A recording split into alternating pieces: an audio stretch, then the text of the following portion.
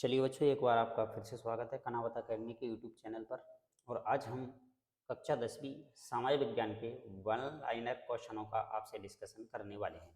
तो इससे पहले की क्लासों के अंदर हमने आपको विज्ञान के वन लाइन क्वेश्चनों को आपको सॉल्व कराया था, जिसका आपका प्लेलिस्ट बना हुआ है। बाकी का डिस्क्रिप्शन बॉक्स में आपको उसकी लिंक मिल जाएगी, वहाँ से आप उन क्लासों के क्वेश्चनों को क्या कर सकते हो, कंप्लीट कर सकते हो। तो आज की क्लास के अंदर हम क्लास 10th का सामाजिक विज्ञान, जिसमें हमारा सबसे पहला पार्ट हमें दे रखा है क्या, भूगोल वाला। सेकंड जो बुक है हमारी, उसका चैप्टर फर्स्ट से आज हम शुरुआत करते हैं, जो कि एग्जाम के हिसाब से हमारे लिए 30 नंबर का जो मटेरियल ऑब्जेक्टिव हमारे पास जो रहता है ना, वो बहुत इंपॉर्टेंट रहने वाला है। तो बात करते हैं, सबसे पहला चैप्टर हमें दे रखा है क्या, संसाधन एवं उसका विकास।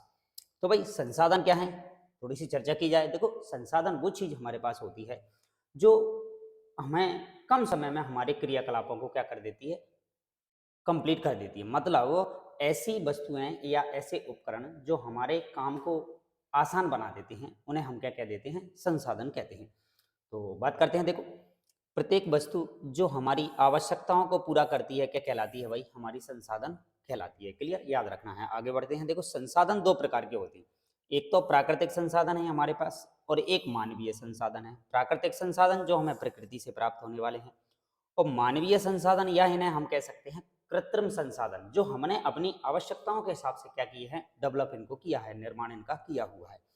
अब समाप्ति के आधार पर संसाधन हमारे पास नवीनीकरण और अनवीनीकरण दो तरीके के होते हैं।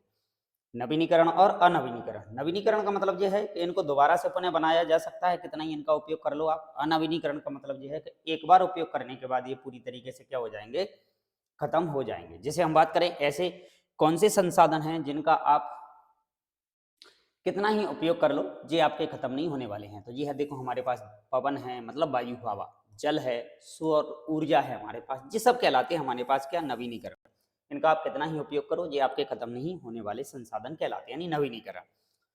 अनवीनीकरण संसाधनों के अंदर हमारे जीवाश्म ईंधन आते हैं, जैसे कि पेट्रोल है, डीजल है, केरोसिन है, ये पदार्थ हमारे इसके अंदर आते हैं। ये अनवीनीकरण कहलाते हैं, जिनका उपयोग करने के बाद एक समय बाद ये क्या हो जाएंगे, हमारे खत्म हो जाएंगे। ठीक है, आगे चलते हैं।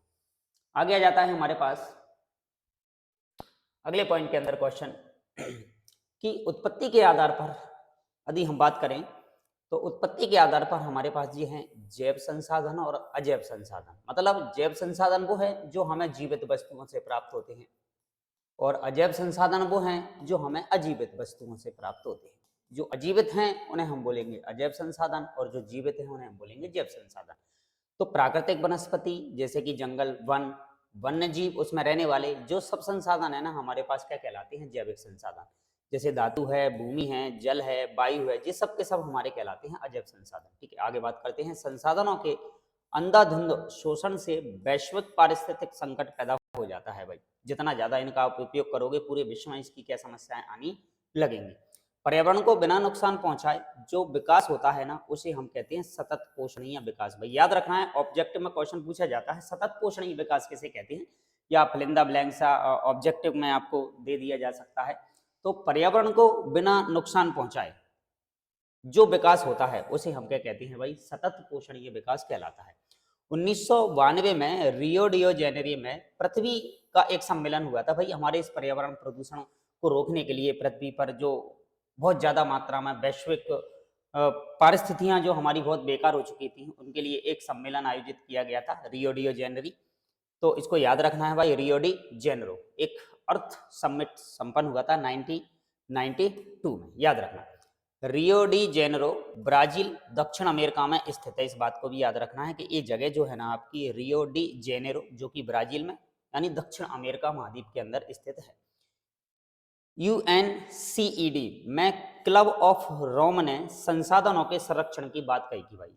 वहां पर एक सम्मेलन जो हुआ था, रोम मतलब इटली में, वहां संसाधनों के इन संरक्षण की, मान लो जिन संसाधनों का हम उपयोग कर रहे हैं, चाहे वो प्राकृतिक हो चाहे कृत्रिम हो, उनके संरक्षण की बात की शुरुआत वहां से होती है आपकी। तो जो शुरुआत की गई थी। ठीक है, आगे बात करते हैं।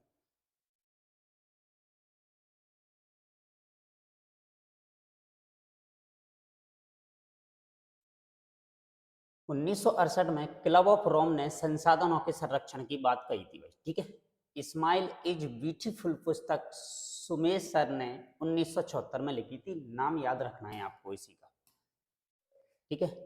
1968 में रोम ने संसाधनों के संरक्षण की बात कही, ये बात हमें याद रखना है। और स्माइल इज ब्यूटीफुल पुस्तक सुमेश सर के द्वारा 1974 में लिखी गई थी, ठीक है। आगे बात करते हैं। बुर्जडैन आयोग रिपोर्ट में संसाधनों के संरक्षण की बात की गई थी। हमारा साझा भविष्य पुस्तक संसाधन संरक्षण से संबंधित है, याद रखना है आपको। भारत के कुल क्षेत्रफल का लगभग 43% भू क्षेत्रफल कैसा है, मैदानी है। और भारत के कुल क्षेत्रफल का 30% हिस्सा कैसा है, पर्वतीय है। और बाकी का कुल क्षेत्रफल का 27% हिस्सा कैसा है, हमारा पठारी है। पठारी क्षेत्र खनिज एवं जीवाश्म ईंधनों से क्या होते हैं, समृद्ध होते हैं। इस क्षेत्र में क्या है कि देखो खनिज बहुत ज्यादा मात्रा में मिलेंगे और जीवाश्म ईंधन पेट्रोल डीजल भी हमें बहुत ज्यादा मात्रा में मिलेगा। भू आकृति, जलवायु, मृदा भौतिक कारक कहलाते हैं हमारे पास। जनसंख्या घनत्व, प्रौद्योगिकी क्षमता, मानवीय क्रिया कारक हमारे कहलाते हैं, ठीक। अब आगे आ जाते हैं हम इस पर। नेक्स्ट यदि बात की जाए तो भारत का कुल भौगोलिक क्षेत्रफल 32.8 लाख वर्ग किलोमीटर के क्षेत्र में फैला हुआ है। राष्ट्रीय वन नीति 1952 के अनुसार भारत में 33% भूभागों से वनों से आच्छादित होना चाहिए। यदि इससे कम होते हैं तो समस्या है हमारे पास। पंजाब है, हरियाणा है, इसमें सबसे अधिक सिंचाई भूमि निम्नीकरण का क्या बनती है, यहाँ पे कारण बनती है, ठीक। आगे देखते हैं। आगे आ जाता है फिर हमारे पास कि जनक सेल, जलवायु, वनस्पति आदि मृदा बनने के प्रमुख कारक कहलाते हैं, याद रखना। जनक सेल मतलब चट्टाने, जलवायु और वनस्पति, ये सब मिट्टी बनाने में क्या होते हैं, सहायक होते हैं। मृदा निर्माण जैविक भी हो सकता है और अजैविक पदार्थों के मिलने से ही होता है। भारत का जो उत्तरी क्षेत्र का जो मैदान है ना, उसमें जलोढ़ मिट्टी क्या है, मिट्टी के भी अलग अलग प्रकार होते हैं, उनमें से जलोढ़ मिट्टी सबसे ज्यादा हमें देखने को मिलती है। बांगर पुरानी जलोढ़ मिट्टी को ही हम कहते हैं भाई। बांगर क्या है भाई, तो बांगर हमारी पुरानी जलोढ़ मिट्टी कहलाती है। खादर नवीन जलोढ़ मिट्टी कहलाती है। दोनों का नाम याद रखना है, बांगर पुरानी और खादर हमारी नवीन जलोढ़ मिट्टी कहलाती है। काली मृदा को रेगर मृदा के नाम से भी जानते हैं, याद रखना है इसको। काली मृदा को हम काली कपास मृदा के नाम से भी जानते हैं। क्यों? क्योंकि जो काली मिट्टी है ना, वो कपास की खेती के लिए क्या मानी जाती है, सर्वोत्तम मानी जाती है, ठीक है। आगे बात करते हैं। लाल मृदा का लाल रंग जो है ना, उसमें लोहा जो है ना वो पाया जाता है, उसके कारण हमें उसका लाल रंग दिखाई देता है। लेटेराइट शब्द जो है ना, वो ग्रीक भाषा के लेटर शब्द से मिलकर बना हुआ है। और लेटराइट मृदा कैसी होती है, अम्लीय होती है, याद रखना है आपको। मिट्टियों के अलग अलग हमें प्रकार दे रखे हैं, उनमें से हमारी जो लेटराइट मिट्टी है ना, वो मिट्टी हमारी कैसी होती है, अम्लीय होती है। मतलब इसका पीएच मान जो होगा ना, वो क्या होता है भाई, हमारे पास 7 से कम होता है। आगे बात करते हैं फिर। आगे आ जाता है लेटराइट मृदा का काजू की फसल के लिए अधिक उपयुक्त होती है भाई। काजू की फसल करने के लिए लेटराइट मृदा हमारी बहुत इंपॉर्टेंट होती है। दूसरी कपास के लिए हमारी काली मिट्टी। मरुस्थलीय मृदा रेतीली व लवणीय होती है भाई। रेगिस्तानी क्षेत्र में हमें जो मिट्टी मिलती है ना, उसे हम मरुस्थलीय कह देते हैं, जिसमें रेत और लवण की मात्रा नहीं, साल्ट की मात्रा बहुत ज्यादा पाई जाती है। वन मृदा पहाड़ी और पर्वतीय क्षेत्रों में पाई जाती है, ठीक है। वन मृदा हुमस रहित होती है। मृदा के कटाव और उसके भाव की प्रक्रिया को हम कहते हैं क्या, मृदा अपरदन। जो भूमि जोतने योग्य नहीं होती है उसे हम उत्खात भूमि या वेटलैंड के नाम से जानते हैं। मृदा का जल के साथ घुलकर बह जाना, जिसे हम चादर अपरदन के नाम से भी जानते हैं, क्वेश्चन पूछे जाते हैं। सोपान कृषि से भी हमसे क्वेश्चन पूछा जाता है कि सोपान कृषि जो है ना, वो अपरदन को क्या करती है, नियंत्रित। पर्वतीय और पहाड़ी क्षेत्रों में सीढ़ीदार कृषि की जाती है। महाराष्ट्र है, मालवा है, मध्य प्रदेश है, छत्तीसगढ़ है, इनमें काली मिट्टी की बहुतायत पाई जाती है। आगे देखते हैं। काली मिट्टी बहुत ही महीन कणों से मिलकर बनी होती है और इसकी नमी धारण करने की क्षमता क्या होती है, बहुत ज्यादा। चंबल बेसिन वाले क्षेत्र में उत्खात भूमि को खड्डर यानी रेवाइन भूमि के नाम से जाना जाता है। भारत के पंजाब और हरियाणा राज्य में लगभग 80% भूमि पर क्या होती है, खेती होती है, याद रखना है। अब आ जाता है हमारे पास दूसरा चैप्टर, जिसका नाम है वन एवं वन्य जीव संसाधन। इसकी यदि हम बात करें तो हमारे पास जो वन है, वन प्राथमिक उत्पाद कहलाते हैं हमारे पास। क्योंकि जो भी हमें उत्पादक के रूप में प्राप्त होने वाला है ना, वो हमें काय से प्राप्त होता है भाई, जंगलों से। तो पेड़ पौधे जो होते हैं ना, वो हमारे उत्पादक कहलाते हैं, उनसे हमें प्राथमिक उत्पादक कहलाते हैं। भारतीय वन जीवन संरक्षण अधिनियम 1972 में लागू किया गया था। और साथ में प्रोजेक्ट टाइगर की यदि हम बात करें तो वन जीव परियोजना 1973 में शुरू की गई थी। रक्षित वन की यदि बात की जाए हमारे पास, तो जो रक्षित वन है हमारे पास, तो रक्षित वन देश के कुल वन क्षेत्र का 1/3 हिस्से पर होते हैं। ठीक है, भारत में आधे से अधिक वन क्षेत्र कैसे कहलाते हैं? आरक्षित कहलाते हैं। भारत आरक्षित वनों को सर्वाधिक मूल्यवान माना जाता है भारत में। सरिस्का बाघ रिजर्व जो है ना वो राजस्थान में स्थित है हमारा। छोटा नागपुर क्षेत्र में मुंडा और संथाल जनजातियां निवास करती हैं, याद रखना है। छोटा नागपुर का जो पटाल है ना उसमें हमें मुंडा और संथाल नाम की जनजातियां देखने को मिलती हैं। ठीक है, आगे बात करते हैं। मुंडा और संथाल जो जनजाति है ना वो महुआ हुआ, कदम का वृक्ष हुआ, उनके पेड़ों की क्या करते हैं भाई? पूजा करते हैं। दूसरा है आ जाता है हमारे पास एक और चिपको आंदोलन। चिपको आंदोलन जो वनों के संरक्षण से संबंधित है, और बीज बचाओ आंदोलन बीजों के संरक्षण से संबंधित है हमारा। तो चिपको आंदोलन में क्या किया गया? भाई पेड़ों को बचाने के प्रयास किए गए, तो वनों का संरक्षण ये कहलाता है हमारे पास। और बीज बचाओ आंदोलन बीजों के संरक्षण से संबंधित है। कार्बेट नेशनल पार्क हमारा उत्तराखंड राज्य में स्थित है। और भारत में स्थायी वनों का क्षेत्रफल मध्य प्रदेश में हमें सबसे ज्यादा देखने को मिलता है। उड़ीसा राज्य में संयुक्त वन प्रबंधन का पहला प्रस्ताव पास किया गया है। तो ये थे हमारे सेकंड चैप्टर से क्वेश्चन। तीसरा हमारे पास आ जाता है जो कि हमारा है जल संसाधन। तो जल संसाधन के अंदर यदि बात की जाए हमारे पास, तो पृथ्वी पर पानी, नदी और जो बांध बने हुए हैं उनके बारे में हमारे पास इससे रिलेटेड क्वेश्चन देखने को मिलने वाले हैं। जैसे बात करें कि पृथ्वी का 3/4 भाग, 3/4 बोले तो लगभग 75% धरातल जल से ढका हुआ है, बात याद रखना है। ठीक है, जल एक नवीनीकरण योग्य संसाधन है। भारत में कुल विद्युत का लगभग 22% भाग जल विद्युत से ही प्राप्त होता है। भाई विद्युत जो बनाई जाती है, करंट इलेक्ट्रिसिटी जो बनाई जाती है, वो 22% इलेक्ट्रिसिटी हमारी काय से बनती है? जल से। JJM का पूर्ण रूप से जल जीवन मिशन हमारा कहलाता है। जल जीवन और मिशन, इसका फुल फॉर्म होता है हमारे पास जल जीवन मिशन। भारत सरकार द्वारा ग्रामीणों को जीवन की गुणवत्ता में सुधार करने हेतु चलाई गई एक योजना का नाम है। 11वीं शताब्दी की भोपाल झील सबसे बड़ी कृत्रिम झील में से एक कहलाती है। भांकड़ा नागल परियोजना जो है ना वो सतलज नदी पर बनी हुई है। और हीराकुंड परियोजना महानदी पर बनाया गया है। भाई ये बांध याद रखना है आप लोगों को सभी को। हीराकुंड बांध हमारा जो है ना वो महानदी पर उड़ीसा में स्थित है। ठीक है, आगे बात करते हैं। आगे आ जाता है हमारे पास कि बांधों का आधुनिक भारत का मंदिर। जवाहरलाल नेहरू ने कहा था भारत को बांधों का आधुनिक मंदिर जवाहरलाल नेहरू के द्वारा कहा गया था, याद रखना है। सरदार सरोवर बांध गुजरात में नर्मदा नदी पर बनाया गया है। सरदार सरोवर बांध से महाराष्ट्र है हमारा, मध्य प्रदेश है, गुजरात है, राजस्थान है, इनको क्या पहुंचता है? लाभ पहुंचता है। बांध बहते जल को रोकना, दिशा देने या बहाव कम करने के लिए खड़ी की गई एक बाधा, उसे हम क्या कह देते हैं? बांध। गुल अथवा कुल पश्चिमी हिमालय में नदी वाहिकाएं नदी की धारा बदलकर खेतों में सिंचाई के लिए बनाई गई तरीकी हमारी कहलाती हैं। खादीन राजस्थान में छत पर वर्षा जल संग्रहण करने की एक नई परंपरा और एक नई तकनीक कहलाती है आपकी खादीन। जोहड़ राजस्थान के कुछ क्षेत्रों में खादीन को ही जोहड़ के नाम से जाना जाता है। तो जोहड़ को ही हमारे पास एक अलग से शब्द नहीं है, खादीन को ही हम जोहड़ भी कह देते हैं।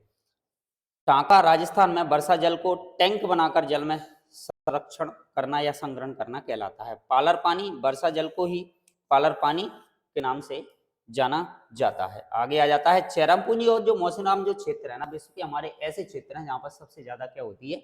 बरसात होती है। तो बात करते हैं, देखो चेरापूंजी मौसिनराम जो है ना विश्व के सबसे अधिक वर्षा वाले क्षेत्र कहलाते हैं। चंद्रगुप्त मौर्य ने बांधों द्वारा सिंचाई, झीलों तथा अन्य सिंचाइयों का निर्माण कराया गया। वही इतिहास की यदि अंदर बात की जाए तो हमारा जो चंद्रगुप्त मौर्य रहा है ना उसे बांधों द्वारा सिंचाई की व्यवस्था कराई, झीलें बनवाई और अन्य सिंचाई तंत्रों का क्या करवाया था? इसने निर्माण करवाया था। उत्कृष्ट जल संग्रहण तंत्र इलाहाबाद में बनाया गया है। इल्तुतमिश ने दिल्ली के श्री फोर्ट क्षेत्र में जल की सप्लाई के लिए एक हौज खास इनके द्वारा बनवाया गया है। हौज खास एक विशिष्ट तालाब जो होता है ना उसी को ही हम हौज खास के नाम से जानते हैं। दामोदर नदी को भारत की शोक नदी के नाम से जाना जाता है। और बिहार की यदि हम शोक की बात करें तो कोसी नदी को बोला जाता है, याद रखना है। कोसी नदी बिहार का शोक कहलाती है, क्योंकि इसमें बहुत ज्यादा मात्रा में बाढ़ आती है। तो बाढ़ जब आती है, इसके अंदर बरसात जब होती है तो बहुत ज्यादा नुकसान जी हमारे जनजीवन को अस्त व्यस्त कर देती है। भारत का तमिलनाडु एक ऐसा राज्य है जहाँ पूरे राज्य में प्रत्येक घर में छत वर्षा जल संग्रहण ढांचा का निर्माण किया गया है। भाई याद रखना है आपको भारत के तमिलनाडु क्षेत्र को। उसके बाद हमारा चौथा चैप्टर आ जाता है जो है कि हमारा कृषि। कृषि से रिलेटेड कुछ क्वेश्चनों की यदि हम बात करते हैं इसमें, कि कृषि एक प्राथमिक क्रियाकलाप कहलाता है। भाई सबसे मेन जो बात करें हम खेती बाड़ी में, तो यही है हमारा प्राथमिक क्षेत्र, उत्पादक क्षेत्र, तो इसे हम प्राथमिक क्रियाकलाप कह देते हैं। कृषि विभिन्न उद्योगों के लिए कच्चा माल हमें उपलब्ध कराता है, क्योंकि खेती बाड़ी से ही हमें ये माल उपलब्ध होने वाला है। कर्तन दहन प्रणाली को हम विभिन्न नामों से भी जानते हैं। कर्तन दहन कृषि को पूर्वोत्तर राज्यों में झूम कृषि के नाम से भी जाना जाता है। चाय, कॉफी, रबड़, गन्ना ये महत्वपूर्ण रोपण फसलें कहलाती हैं हमारे पास। रबी की फसलों को शीत ऋतु में बोया जाता है। रबी की फसलों को ग्रीष्म ऋतु में क्या किया जाता है भाई, काटा जाता है। गेहूं, जौ, मटर, चना, सरसों मुख्य हमारी रबी की फसलें कहलाती हैं। ठीक है, और खरीफ की फसलें जो होती है ना वो जून जुलाई में बोई जाती हैं। भाई तो याद रखना है भाई, ये खरीफ और रबी से हमारे पास क्वेश्चन बहुत बन के क्या होते हैं, तैयार होते हैं। आगे जाता है, खरीफ की फसलों को सितंबर अक्टूबर में क्या कर लिया जाता है भाई, काट लिया जाता है। जैसे चावल, मक्का, बाजरा, ज्वार, सोयाबीन मुख्य प्रकार की खरीफ की फसलें कहलाती हैं। मतलब बरसात की जो फसलें हैं ना हमारे पास वो ये हैं, बरसात के समय पर बोई जाएंगी हमारे पास, और दीपावली वाला जो क्षेत्र है हमारे पास उस समय पे हमारी ये काटी जाएंगी। गेहूं भारत की दूसरी सबसे बड़ी खाद्यान्न फसल के अंतर्गत आती है। रबी की फसलों के लिए 50 से 75 सेंटीमीटर वर्षा की आवश्यकता होती है। ज्वार, बाजरा, रागी ये मोटे अनाज कहलाते हैं हमारे पास, और मोटे अनाज में पोषक तत्वों की मात्रा क्या होती है, अधिक होती है। दालें फलीदार फसल का उदाहरण कहलाती हैं हमारे पास, और भारत में दालों का सबसे बड़ा उत्पादक और उपभोक्ता देश कौन है, हमारे पास भारत है। दालें सबसे अधिक प्रोटीन का स्रोत होती हैं, इनमें बहुत ज्यादा मात्रा में प्रोटीन मिलती है। दालें भूमि की उर्वरक क्षमता को बनाए भी रखती हैं, और गुजरात मूंगफली का प्रमुख उत्पादक राज्य हमारे पास कहलाता है। भाई याद रखना है ये वाली बात हमें। ठीक है, आगे बात करते हैं। चाय एक रोपण फसल है, इसको हम पढ़ चुके हैं। असम, दार्जिलिंग, तमिलनाडु मुख्य चाय उत्पादक क्षेत्र है। भाई चाय की यदि हम बात करें तो हमारे देश में असम वाला जो क्षेत्र है, दार्जिलिंग वाला क्षेत्र और तमिलनाडु वाला क्षेत्र है, यहाँ पर चाय का उत्पादन मुख्य रूप से किया जाता है। हमारे देश में अरेबिका किस्म की कॉफी भी पैदा की जाती है, और भारत में कॉफी आरंभ में यमन से लाई गई थी। भाई हमारे देश का नहीं है ये फसल दूसरे देश से, यमन से लाई गई और भारत में इसको उगाया जाता है। अब यदि हम बात करें इसकी, तो कॉफी की खेती नीलगिरी पहाड़ियों में की जाती है, ये बात भी याद रखना है हमें। और रबड़ है, कपास है, जूट एक रेशे अखाद्य फसलें, मतलब खाने वाली फसलें नहीं है। ठीक है, रबड़ भूमध्य रेखीय क्षेत्र की फसल है। यदि पृथ्वी के दो हिस्से किए जाएं तो जो भूमध्य रेखा से जो हमारे क्षेत्र गुजरते हैं वहां पर ये फसल हमारी होती है रबड़ की। रबड़ मुख्यतः भारत के जैसे कि केरल है, तमिलनाडु है, इनमें उगाया जाता है। रेशम के कीट का पालन करना, रेशम उत्पादन, जिसको हम सेरीकल्चर के नाम से जानते हैं। कपास उत्पादन में भारत का विश्व में चीन के बाद कैसा है, दूसरा स्थान। इसका मतलब चीन हमारा पहले नंबर पर है और भारत हमारा दूसरे नंबर पर है कपास उत्पादन में। दूसरी बात करें, महाराष्ट्र है हमारा, गुजरात है और मध्य प्रदेश है, ये कपास के मुख्य उत्पादक राज्य कहलाते हैं। जूट को हम सुनहरे रेशे के नाम से भी जानते हैं। बंगाल है हमारा, बिहार है, असम है, ये जूट के मुख्य उत्पादक राज्य भी कहलाते हैं। जूट का प्रयोग जो बात करें हम बोरियां बनाने में, चटाई रस्सी बनाने में इनका किया जाता है। और भारत सरकार ने किसान क्रेडिट कार्ड योजना भी शुरू की है। प्रथम पंचवर्षीय योजना में भूमि सुधार का मुख्य लक्ष्य भी रखा गया था। साथ में आ जाता है, देखो विनोबा भावे द्वारा एक भूदान आंदोलन चलाया गया, याद रखना है आपको। विनोबा भावे द्वारा भूदान ग्रामदान आंदोलन को रक्तहीन क्रांति का भी नाम दिया गया था, ये बात भी आपको याद रखना है। ग्राम स्वरोजगार अवधारणा गांधी जी से संबंधित है। महात्मा गांधी जी ने विनोबा भावे को अपना आध्यात्मिक उत्तराधिकारी घोषित कर दिया था। अब आता है हमारा 6 चैप्टर, जिसमें विनिर्माण उद्योग से संबंधित हमारे वन लाइनर क्वेश्चन आपसे पूछे जाने वाले हैं। तो सबसे पहले आ जाता है हमारे पास कि कच्चे पदार्थ को मूल्यवान उत्पाद में परिवर्तित करना ही क्या कहलाता है भाई, विनिर्माण कहलाता है। अब जो कच्चा पदार्थ जो हमें प्राप्त होने वाला है ना, वो प्राप्त होगा हमें किससे, कृषि से। और जो विनिर्माण जो काम है ना हमारा, वो किया जाएगा काय के अंदर, उद्योगों के अंदर, फैक्ट्रियों के अंदर, उद्योग के अंदर। तो उद्योगों के लिए जो रॉ मटेरियल, कच्चा मटेरियल जो हमें प्राप्त होने वाला है, वो कहां से प्राप्त होने वाला है, खेतीबाड़ी से। तो खेतीबाड़ी से कच्चे मटेरियल को मूल्यवान उत्पाद में परिवर्तित करना कहां पे किया जाएगा, फैक्ट्रियों में। उसको हम कह देते हैं क्या, विनिर्माण। उद्योग देश की एक आर्थिक उन्नति का क्या होता है, मापन। कृषि उद्योग एक दूसरे के पूरक होते हैं। क्यों? क्योंकि देखो उद्योगों के लिए जो कच्चा मटेरियल चाहिए ना वो बगैर कृषि के संभव नहीं है। जैसे कि चीनी उद्योग में भारत का विश्व में दूसरा स्थान है, क्योंकि इसके लिए हमें गन्ना चाहिए जो कि खेतीबाड़ी से हमें प्राप्त होगा। सूती वस्त्र है हमारा, पटसन है, रेशम है, चीनी, चाय, कॉफी, ये सब कृषि आधारित हमारे क्या कहलाते हैं? उद्योग कहलाते हैं। लो इस्पात, पेट्रो रसायन, सीमेंट, मशीन, औजार, ये सब हमारे खनिज पर आधारित उद्योग कहलाते हैं, क्योंकि ये खनिजों से ही हमें इन चीजों को बनाना पड़ता है। BHEL, Bharat heavy electrical limited, इसका पूर्ण रूप की यदि हम बात करें तो भारत हैवी इलेक्ट्रिकल लिमिटेड कहलाता है। SAIL, सेल का पूर्ण रूप steel authority of India limited है। भारत प्रथम सफल सूती वस्त्र उद्योग भारत में 1954 में क्या किया गया था? लगाया गया था। दूसरी यदि हम बात करें, भारत प्रथम सूती वस्त्र उद्योग कहाँ पे लगाया गया था भाई? याद रखना है आपको, मुंबई में लगाया गया था आपका। ठीक है, ये बात हुई। भारत पटसन से निर्मित सामान का सबसे बड़ा निर्यातक देश है, मतलब निर्यात करता है, दूसरे देशों को बेचता है। भारत बांग्लादेश के पश्चिम पटसन का दूसरा बड़ा निर्यातक देश भी कहलाता है। भारत का प्रथम पटसन उद्योग कोलकाता के निकट इरिसरा में लगाया गया था, याद रखना है। दूसरा आ जाता है हमारे पास, भारत का प्रथम पटसन उद्योग कोलकाता में 1855 में लगाया गया था। वे उद्योग जो खनिज व धातुओं को कच्चे माल के रूप में प्रयोग करते हैं उन्हें हम खनिज आधारित क्या कह देते हैं? उद्योग। और इस्पात को कठोर बनाने के लिए इसमें मैग्नीज मिलाया जाता है, जिससे कि हमारा जो इस्पात है, स्टील है, वो कैसा हो जाता है? कठोर। दूसरी हम बात करें, भारत में एल्यूमिनियम प्रगलन धातु शोधन उद्योग है हमारा, एल्यूमिनियम। ठीक है, एल्यूमिनियम में बॉक्साइड को कच्चे पदार्थ के रूप में प्रयोग किया जाता है, क्योंकि ये एल्यूमिनियम का एक अयस्क है, बॉक्साइड।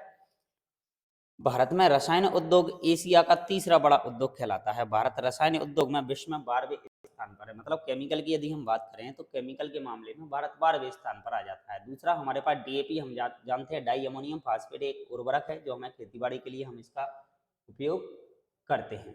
दूसरी बात आ जाती है कि रसायन उद्योग की भागीदारी सकल घरेलू उत्पाद में 3% होती है भाई हमारे पास। केमिकल उद्योग की भागीदारी की यदि हम बात करें तो उर्वरक उद्योग नाइट्रोजनी उर्वरक मुख्यतः यूरिया से संबंधित है भाई हमारे पास। गुजरात, तमिलनाडु, उत्तर प्रदेश, पंजाब और केरल, याद रखना है, कुल उर्वरक उत्पाद का 50% उत्पादन करते हैं भाई। चूना पत्थर, सिलिका, जिप्सम, सीमेंट उद्योग में हमें कच्चे माल के रूप में उपयोग किया जाता है। दूसरा आता है हमारे पास बेंगलोर, भारत की इलेक्ट्रॉनिक राजधानी कहलाती है, याद रखना है। इलेक्ट्रॉनिक उद्योग के अंतर्गत हम दूरभाष, कंप्यूटर, टेलीविजन आदि निर्मित किए जाते हैं, इसलिए हम बेंगलोर को इलेक्ट्रॉनिक कैपिटल के नाम से जानते हैं। अब आ जाता है कार्बनिक और अकार्बनिक अपशिष्ट पदार्थों से जल क्या होता है हमारा? प्रदूषित, तो जल प्रदूषण कहलाता है। उद्योगों से उद्योग प्रदूषण होता है। उद्योगों से 4 प्रकार के हमें प्रदूषण देखने को मिलते हैं भाई। देखो, अनछाई गैसें जैसे कि सल्फर डाइऑक्साइड, कार्बन मोनोऑक्साइड, ये सब वायु प्रदूषण का क्या बनते हैं भाई? हमारे यहाँ कारण बनते हैं। ठीक है, तो ये थे हमारे 6 चैप्टर के। आज आगे आ जाता है हमारा 7 चैप्टर, जिसमें हमें दे रखा है हमारी राष्ट्रीय अर्थव्यवस्था की जीवन रेखा है भाई। इनकी हम बात करते हैं। देखो, तो सबसे पहले है हमारे पास कि जो व्यक्ति उत्पाद को परिवहन द्वारा उपभोक्ताओं तक पहुंचाते हैं उन्हीं को तो हम क्या कह देते हैं भाई?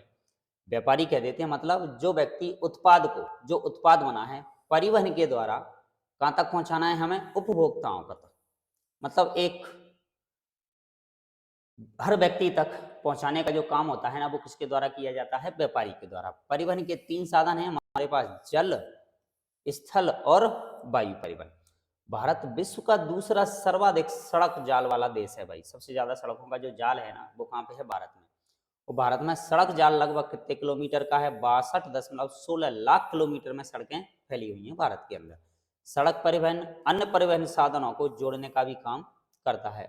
उत्तर दक्षिण गलियारा श्रीनगर को कन्याकुमारी से जोड़ने का काम करता है, याद रखना है। पूर्व पश्चिम गलियारा जो है ना, वो सिलचर असम को पोरबंदर यानी गुजरात से जोड़ने का काम करता है। अब दूसरा है हमारे पास स्वर्णिम चतुर्भुज महाराजमार्ग का उद्देश्य भारत के मैगसिटी के मध्य की दूरी को क्या कर देता है भाई?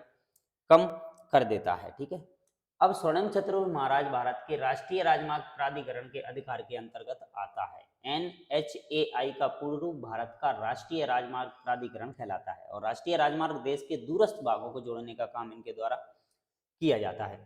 दूसरा आ जाता है CPWD का पूर्ण रूप है हमारे पास क्या, केंद्रीय लोक निर्माण विभाग के नाम से हम इसको जानते हैं। भारत में सड़कों का रखरखाव व निर्माण केंद्रीय लोक निर्माण विभाग के अंतर्गत ही इसका काम होता है। प्रसिद्ध सिरसा सूरी जो मार्ग है ना, जिसको राष्ट्रीय राजमार्ग संख्या 1 के नाम से जाना जाता है, नेशनल हाईवे हमारा 1 नंबर का।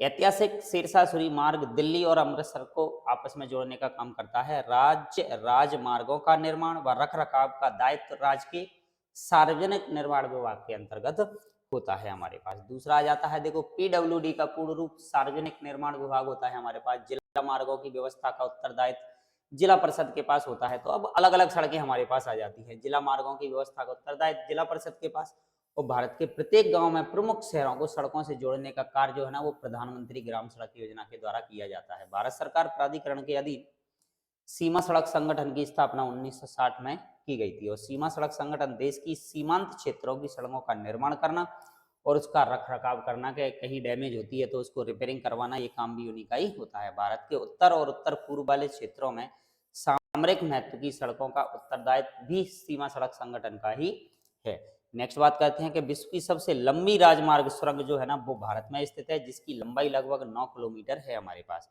और विश्व की सबसे लंबी राजमार्ग सुरंग अटल टनल है, नाम याद रखना है।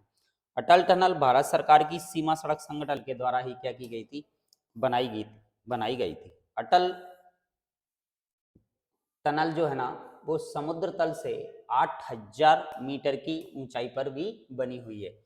और भारत देश की पहली रेलगाड़ी जो है ना, वो 1853 में चलाई गई थी। मुंबई से थाने के बीच में चलाई गई थी, याद रखना है आप इसको, ठीक है।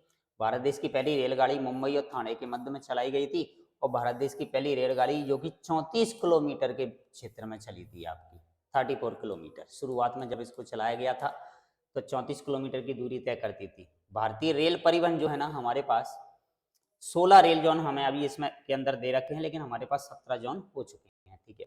भारत देश में पाइपलाइन परिवहन के 3 प्रमुख जाल हैं हमारे पास। भारत देश की पहली अजीरा और Vijaypur Jagdishpur HVJ gas pipeline 1700 kilometre हमारे पास लंबी है, जिसको हम HVJ के नाम से जानते हैं, जो कि गैस पाइपलाइन कहलाती है। भारत की समुद्री तटरेखा जो है ना, वो 7516 किलोमीटर क्या है, लंबी है। स्वतंत्रता प्राप्ति के बाद कच्छ यानी हमारा गुजरात वाला क्षेत्र कांडला पहले पत्तन के रूप में विकसित किया गया था इनको।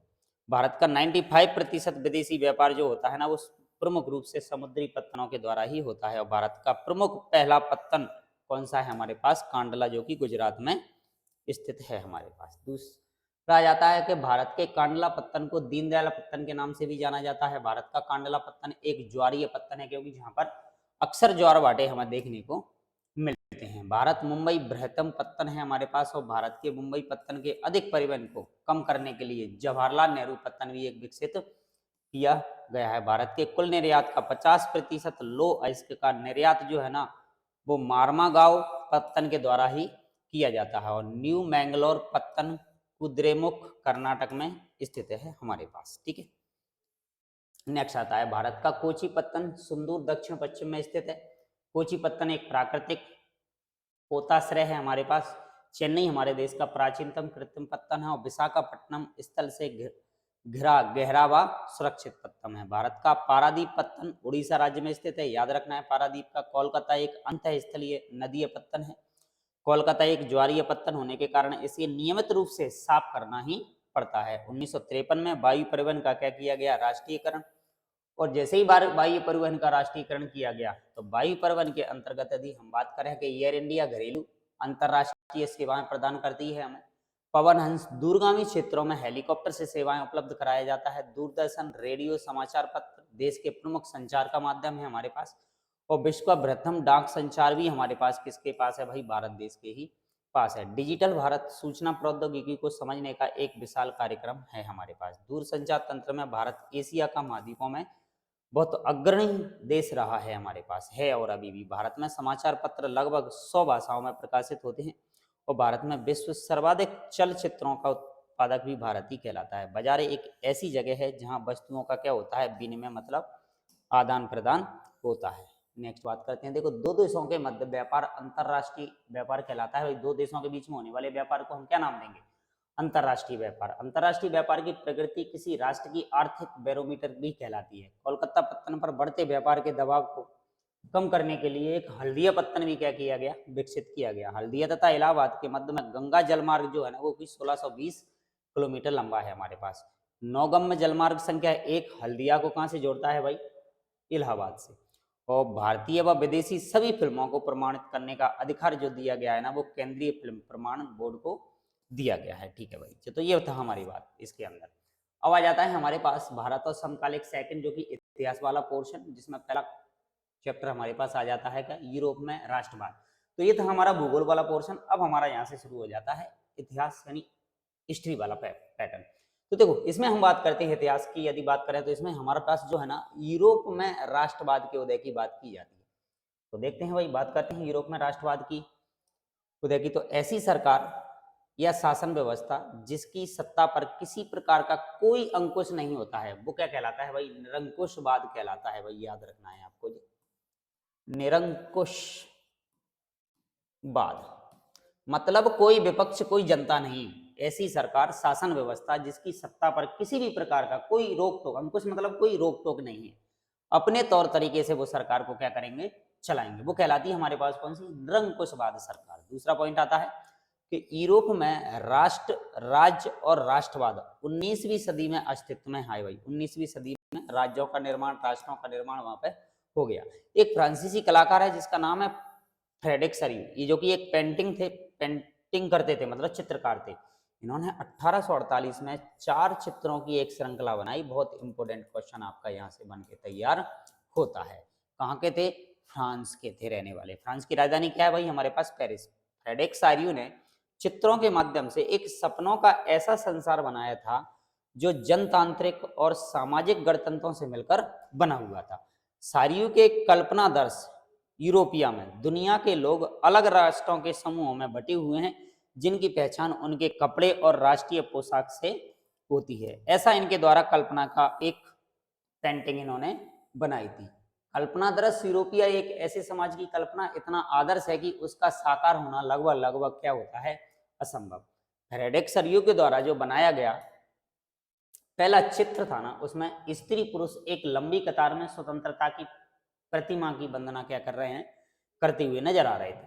फ्रांसीसी दार्शनिक अर्नेस्ट जो आते हैं ना रेनन, इन्होंने 1882 में शावान विश्वविद्यालय में दिए गए व्याख्यान को निबंध के रूप में क्या किया था भाई, छापा था, और जिसका शीर्षक था राष्ट्र क्या है। याद रखना है ये किसका शीर्षक था, राष्ट्र क्या है भाई, तो याद रखना है रेनन का था। एक प्रत्यक्ष मतदाता जिसके जरिए एक क्षेत्र के सभी लोगों से एक प्रस्ताव को स्वीकार या अस्वीकार करने के लिए पूछा जाता है, इसे हम कह देते हैं जनमत संग्रह कहलाते हैं। भाई सभी लोगों के रूप से, सामूहिक रूप से किसी भी चीज के बारे में प्रस्ताव को या तो स्वीकार किया जाएगा या अस्वीकार कर दिया जाएगा, मतलब या तो कैंसिल किया जाएगा, छोड़ दिया जाएगा, उसे हम कह देते हैं क्या, जनमत संग्रह। राष्ट्रवाद की शुरुआत 1789 में फ्रांसीसी क्रांति के समय ही हुई थी हमारे पास।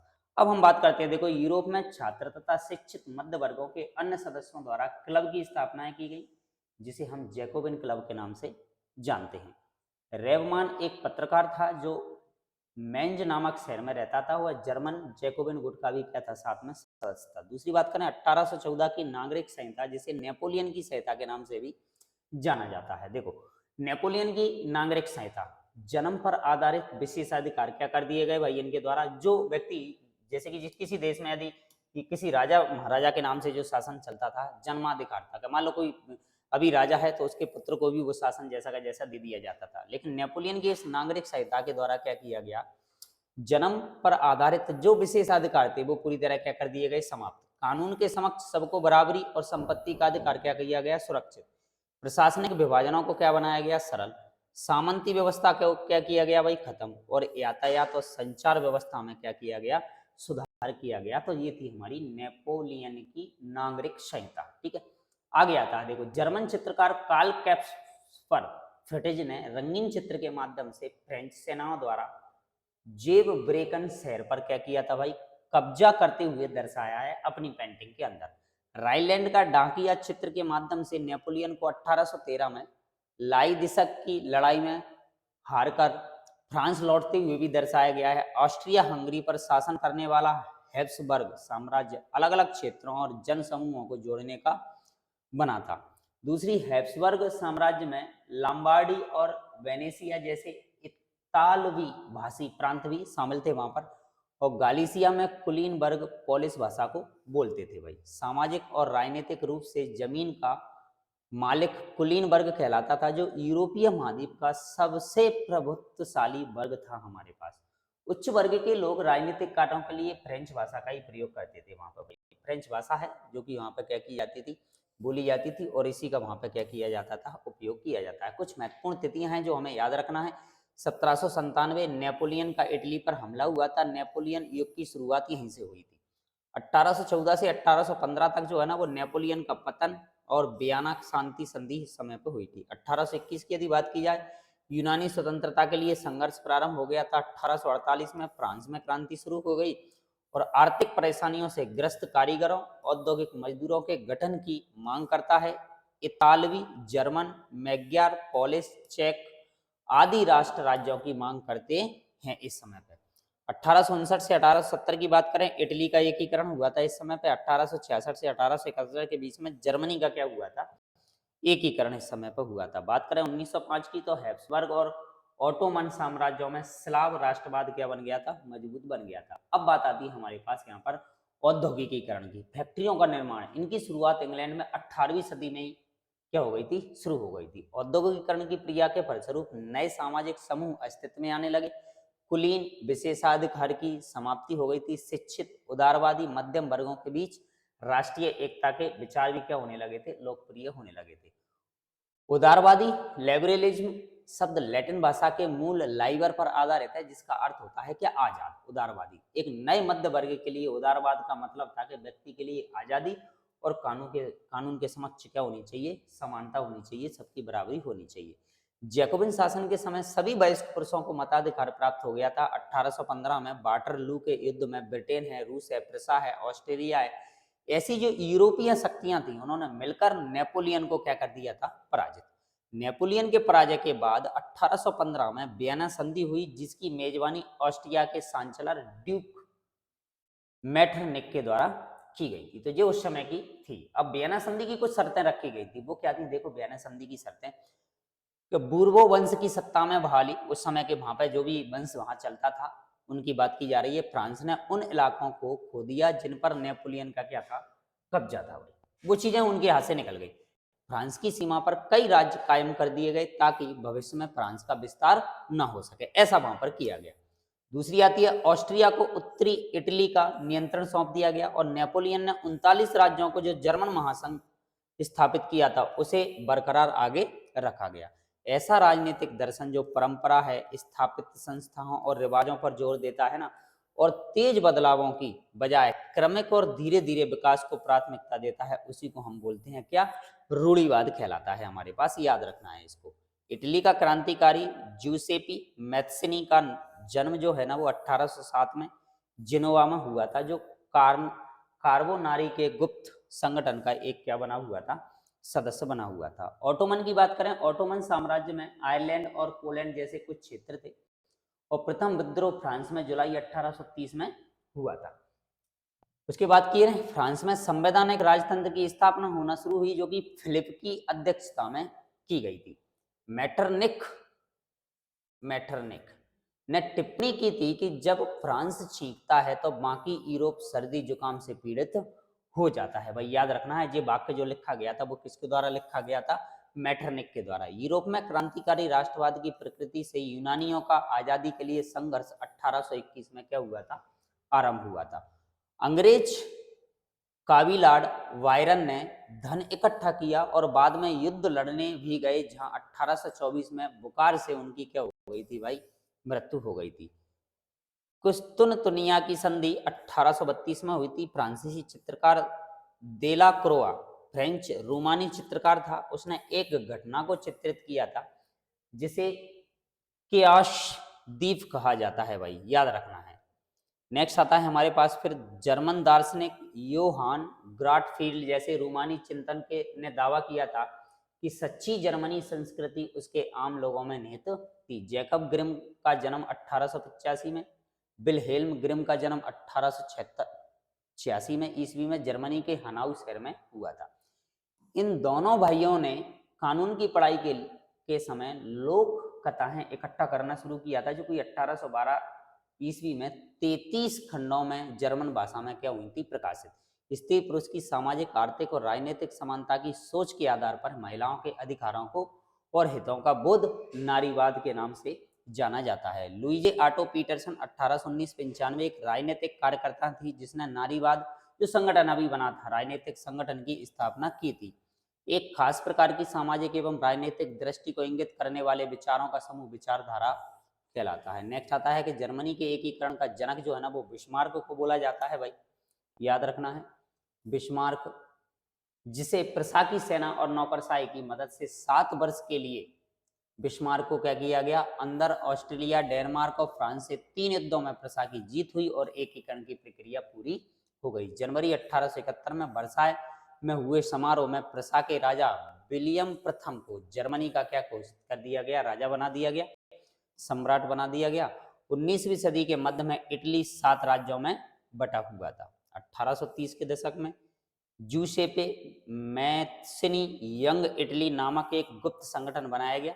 1831-48 में क्रांतिकारी विद्रोह की असफलताओं से युद्ध के जरिए इतालवी राज्यों को जोड़ने की जिम्मेदारी सार्डिनिया पीडमांट के शासक विक्टर इमैनुएल द्वितीय पर आई थी हमारी। काबूर ने इटली के प्रदेशों को एकीकृत करने वाले आंदोलन का नेतृत्व भी इनके द्वारा किया गया था। 1861 में इमैनुअल द्वितीय को एकीकृत इटली का क्या बना दिया गया भाई, राजा वहां का घोषित कर दिया गया था।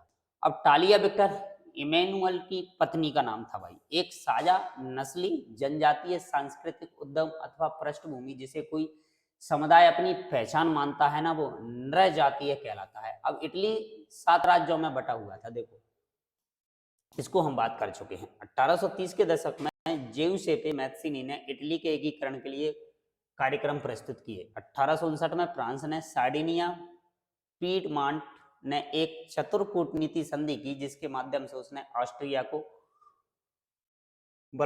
ऑस्ट्रेलियाई बलों को क्या कर दिया था, हरा दिया था। 1861 में इमैनुअल द्वितीय को एकीकृत इटली का फिर राजा घोषित कर दिया गया। उसी तरीके से जूसेपी गैरीबाल्डी पेशे से नाविक था और उसका इटली के एकीकरण में बड़ा ही योगदान रहा था। गैरीबाल्डी युवाओं की एक शक्तिशाली सेना तैयार की थी इसने, जिसे लाल कुर्ती लाल दल के नाम से जाना जाता था। गैरीबाल्डी ने सिसिली तथा नेपल्स को जीतकर वहां गणराज्य क्या किया था, स्थापित। ब्रिटेन साम्राज्य में हम जैसे कि बात करें, अंग्रेज हैं, वेल्स है, स्कॉट है, आयरिश है जैसे समाज था जिसे नृजातीय उस समय पे बोला जाता था। 1707 में इंग्लैंड और स्कॉटलैंड को मिलाकर यूनाइटेड किंगडम ऑफ ब्रिटेन का गठन किया गया था, जिसे हम यूके के नाम से जानते हैं। नेक्स्ट बात करें, 1798 में हुआ जो असफल विद्रोह के बाद 1801 में आयरलैंड को बलपूर्वक यूनाइटेड किंगडम में क्या कर दिया गया, शामिल। और बाल्कन भौगोलिक और नृजातीय रूप से विभिन्नताओं का क्षेत्र था, जिसमें आधुनिक Romania, Bulgaria, Albania, Greece, Macedonia, Croatia, Slovenia, Serbia आदि देश शामिल थे। इनके मूल निवासियों को हम उस समय पर स्लाव कहा जाता था। बाल्कन क्षेत्र का बड़ा हिस्सा ऑटोमन साम्राज्य के नियंत्रण में था और यूरोपीय शक्तियों के मध्य बाल्कन क्षेत्र पर कब्जा जमाने के लिए यूरोपीय शक्तियों के मध्य बहुत ही ज्यादा कंपटीशन रही, जिसके कारण यहाँ विभिन्न युद्ध हुए, जिसके परिणति प्रथम विश्व युद्ध का कारण बनी। यही वजह थी कि इस यूरोप के अंदर से ही हमारी शुरुआत हुई किसकी, प्रथम विश्व युद्ध की, जो कि 1814 से स्टार्ट हुआ था और 1914 से स्टार्ट हुआ और 1918 में क्या हुआ, समाप्त हुआ था। इसी के तहत यदि हम बात करें फिर हमारा द्वितीय विश्व युद्ध की भी नींव प्रथम विश्व युद्ध के ही द्वारा क्या की गई थी, गढ़ी गई थी। आगे बात करते हैं। देखो, जब कोई देश अपने देश की शक्ति को बढ़ाता है तो आर्मी और अन्य संसाधन प्रयोग करके तब उसे साम्राज्यवाद के नाम से जाना जाता है। देखो, जब किसी अमूर्त विचार जैसे लालच, स्वतंत्रता, ईर्ष्या, मुक्ति को किसी व्यक्ति या किसी चीज के जरिए इंगित किया जाता है ना, तो उसे हम रूपक कहते हैं। भाई ये क्वेश्चन ऐसे हैं हमसे एज इट इज ऐसे के ऐसे पूछ लिए जाते हैं। 18वीं और 19वीं शताब्दी में रूपक का प्रयोग राष्ट्रवादी भावना का विकास करने के लिए और उसको मजबूत बनाने के लिए किया गया था। अब आ जाते हैं हमारे पास कुछ प्रतीक चिन्ह और उनका क्या अर्थ होता है, याद रखना है, बहुत इंपॉर्टेंट हमारे लिए ऑब्जेक्टिव क्वेश्चनों के हिसाब से ओटीओ के लिए दे रखे हैं। जैसे टूटी हुई बेड़ियां दे रखी, ये प्रतीक चिन्ह हमें कहीं पे दे रखा है जो कि हमें बताता है कि ये काय का प्रतीक है भाई, आजादी मिलने का क्या है भाई, ये प्रतीक है हमारे पास। ठीक है, आजादी मिलने का प्रतीक। बाज छाप का कवच यदि कहीं दे रखा है तो जर्मन साम्राज्य का प्रतीक शक्ति कहलाता है। बलूत पत्तियों का मुकुट बहादुरी का प्रतीक है। तलवार जो है ना हमारे पास वो मुकाबले की तैयारी है। तलवार पर लिपटी जैतून की डाली शांति का प्रतीक है।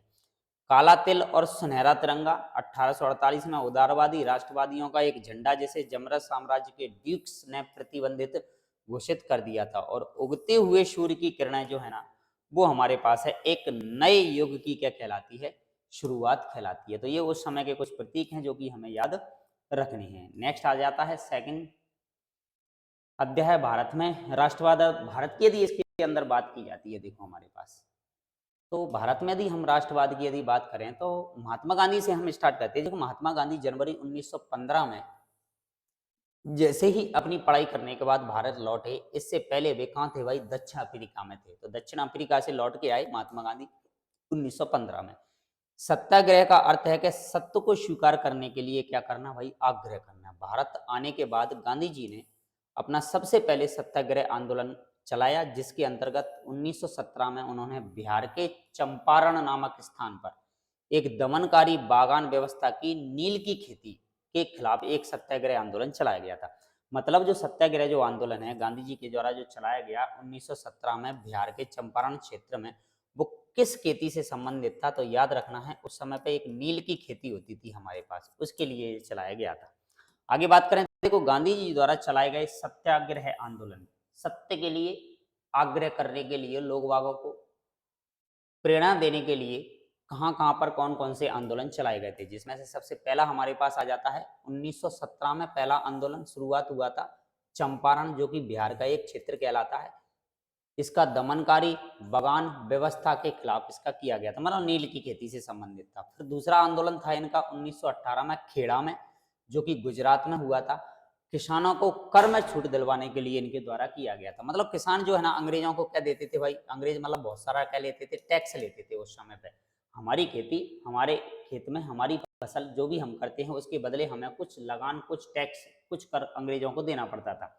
तो वो टैक्स की कीमतें अंग्रेजों ने क्या कर दी थी, बढ़ा दी थी। इसके खिलाफ जो आंदोलन चलाया गया वो था हमारे पास खेड़ा आंदोलन। और दूसरा आता है 1918 में अहमदाबाद में, गुजरात में कपड़ा कारखानों में काम करने वाले मजदूरों के समर्थन में इन्होंने एक और आंदोलन हमारा चलाया था। ठीक है, तो भारत में यदि हम उदय की यदि बात करें तो उनमें बहुत महत्वपूर्ण भूमिका हमारी इन गांधी जी की रही है। इनके द्वारा समय समय पर नए नए आंदोलनों के माध्यम से लोग वागों के अंदर जो है ना वो राष्ट्रीयता की भावना को उनके द्वारा प्रेरित किया गया है। तो आगे बात करते हैं, देखो 1918 में महात्मा गांधी ने गुजरात के खेड़ा जिले के किसानों की मदद के लिए सत्याग्रह किया। 1918 में ही गांधी जी ने सूती कपड़ा कारखाना मजदूरों के समर्थन में भी सत्याग्रह किया। और रॉलेक्ट एक्ट 1919 में बना, जिसके अंतर्गत राजनीतिक कैदियों को बिना मुकदमा चलाए 2 साल तक जेल में बंद रखने का प्रावधान अंग्रेजों ने बना दिया। तो अंग्रेजों के द्वारा 1919 में रॉलेक्ट एक्ट बना दिया गया। और 6 अप्रैल 1919 को महात्मा गांधी के नेतृत्व में अखिल भारतीय हड़ताल का आयोजन किया गया, और जिसके अंतर्गत विभिन्न शहरों में रैली निकाली गई, जुलूस निकाले गए। रेलवे वर्कशॉप में काम करने वाले व्यक्तियों ने हड़ताल कर दी, दुकानें बंद कर दी गई थी। जलियांवाला बाग हत्याकांड 13 अप्रैल 1919 को अमृतसर के जलियांवाला बाग में हुआ था। जलियांवाला बाग हत्याकांड के विरोध में गांधी जी ने केसर ए हिंद की उपाधि क्या कर दी थी, त्याग दी थी। और खिलाफत आंदोलन 1919 में शौकत अली और मोहम्मद अली द्वारा शुरू किया गया था। महात्मा गांधी ने हिंद स्वराज्य नामक पुस्तक 1919 में लिखी थी, याद रखना है इसका नाम आपको। दूसरा आ जाता है असहयोग आंदोलन का प्रस्ताव 1920 में कलकत्ता में जो अधिवेशन कांग्रेस का जो चल रहा था उसमें हुआ था, वहां पर इसको पारित किया गया था। 1922 में चौरी चौरा की घटना से दुखी होकर महात्मा गांधी ने असहयोग आंदोलन को क्या कर लिया था, वापस ले लिया था। विरोध प्रदर्शन का एक ऐसा स्वरूप है जिसमें लोग किसी दुकान, फैक्ट्री, दफ्तर के भीतर जाने का रास्ता रोक लेते हैं, उसे पिकेटिंग कहते हैं भाई, ये बात याद रखना है आपको। औपनिवेशिक शासन के दौरान बहुत सारे लोगों को काम के लिए फिजी, गुआना, वेस्ट इंडीज आदि स्थलों पर ले जाया गया और जिन्हें बाद में गिरमिटिया कहा जाने लगा। जिस अनुबंध के अंतर्गत उन मजदूरों को बाहर ले जाया जाता था ना, उसे गिरमिट कहते थे, इसलिए उन मजदूरों का नाम पड़ गया क्या, गिरमिटिया। बिना किसी परिश्रम, मेहनत ताना के किसी काम को करवाना क्या कहलाता है, बेगार। भारत में बेगारी प्रथा का नेतृत्व अल्लूरी सीताराम राजू ने किया था, जिन्हें 1924 में फांसी की सजा दी गई थी, याद रखना है। नेक्स्ट आ जाता है, देखो हमारे पास फिर 1928 में वल्लभ भाई पटेल ने गुजरात के बारदौली तालुका में किसान आंदोलन का नेतृत्व किया, जो कि भू राजस्व को बढ़ाने के खिलाफ था।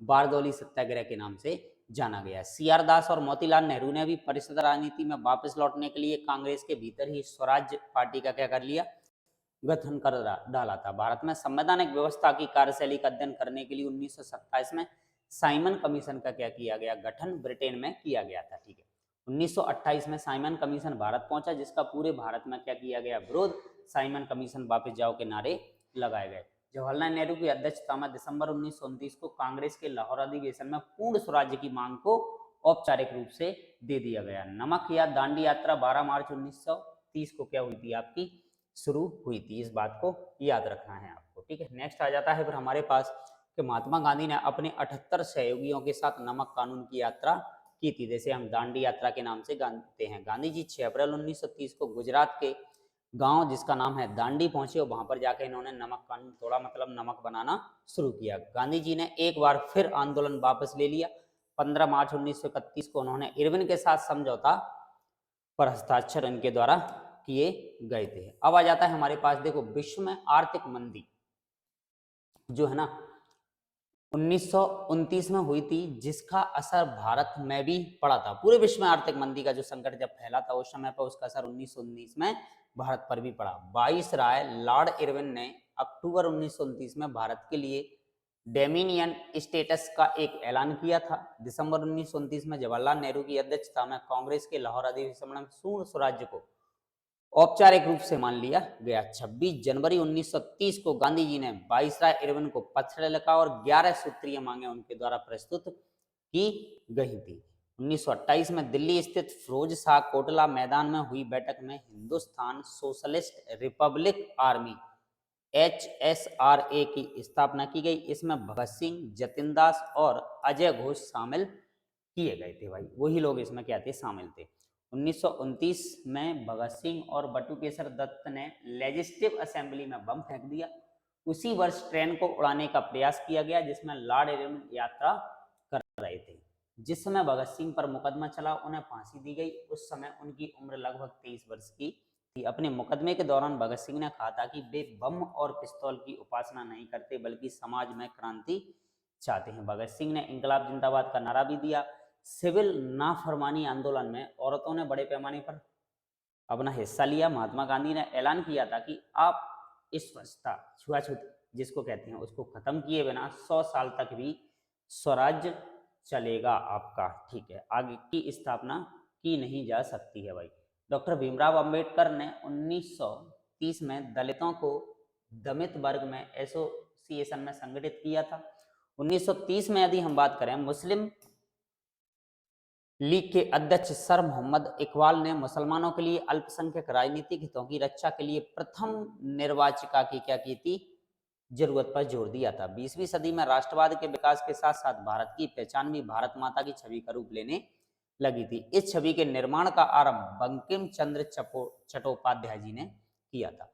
1870 के दशक में बंकिम चंद्र चटर्जी ने मातृभूमि की स्तुति के रूप में वंदे मातरम गीत भी लिखा था, जिसे बाद में जिन्होंने अपने उपन्यास आनंद मठ में शामिल कर दिया था। स्वदेशी आंदोलन की प्रेरणा से अवनींद्रनाथ टैगोर ने भारत माता की विख्यात छवि को क्या किया, चित्रित किया। इस पेंटिंग में भारत माता को एक सन्यासिनी के रूप में दर्शाया गया था।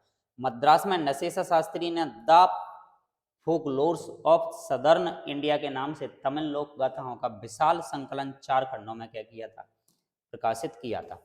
उसके बाद यदि हम बात करें कि बंगाल में स्वदेशी आंदोलन के दौरान एक तिरंगा झंडा हरा पीला लाल तैयार किया गया। 1931 तक गांधी जी ने सभी स्वराज का झंडा तैयार कर लिया। यह भी तिरंगा सफेद हरा और लाल था। इसके मध्य में गांधीवादी प्रतीक चरखे को जगह दी गई थी, जो स्वावलंबन का क्या होता है, प्रतीक।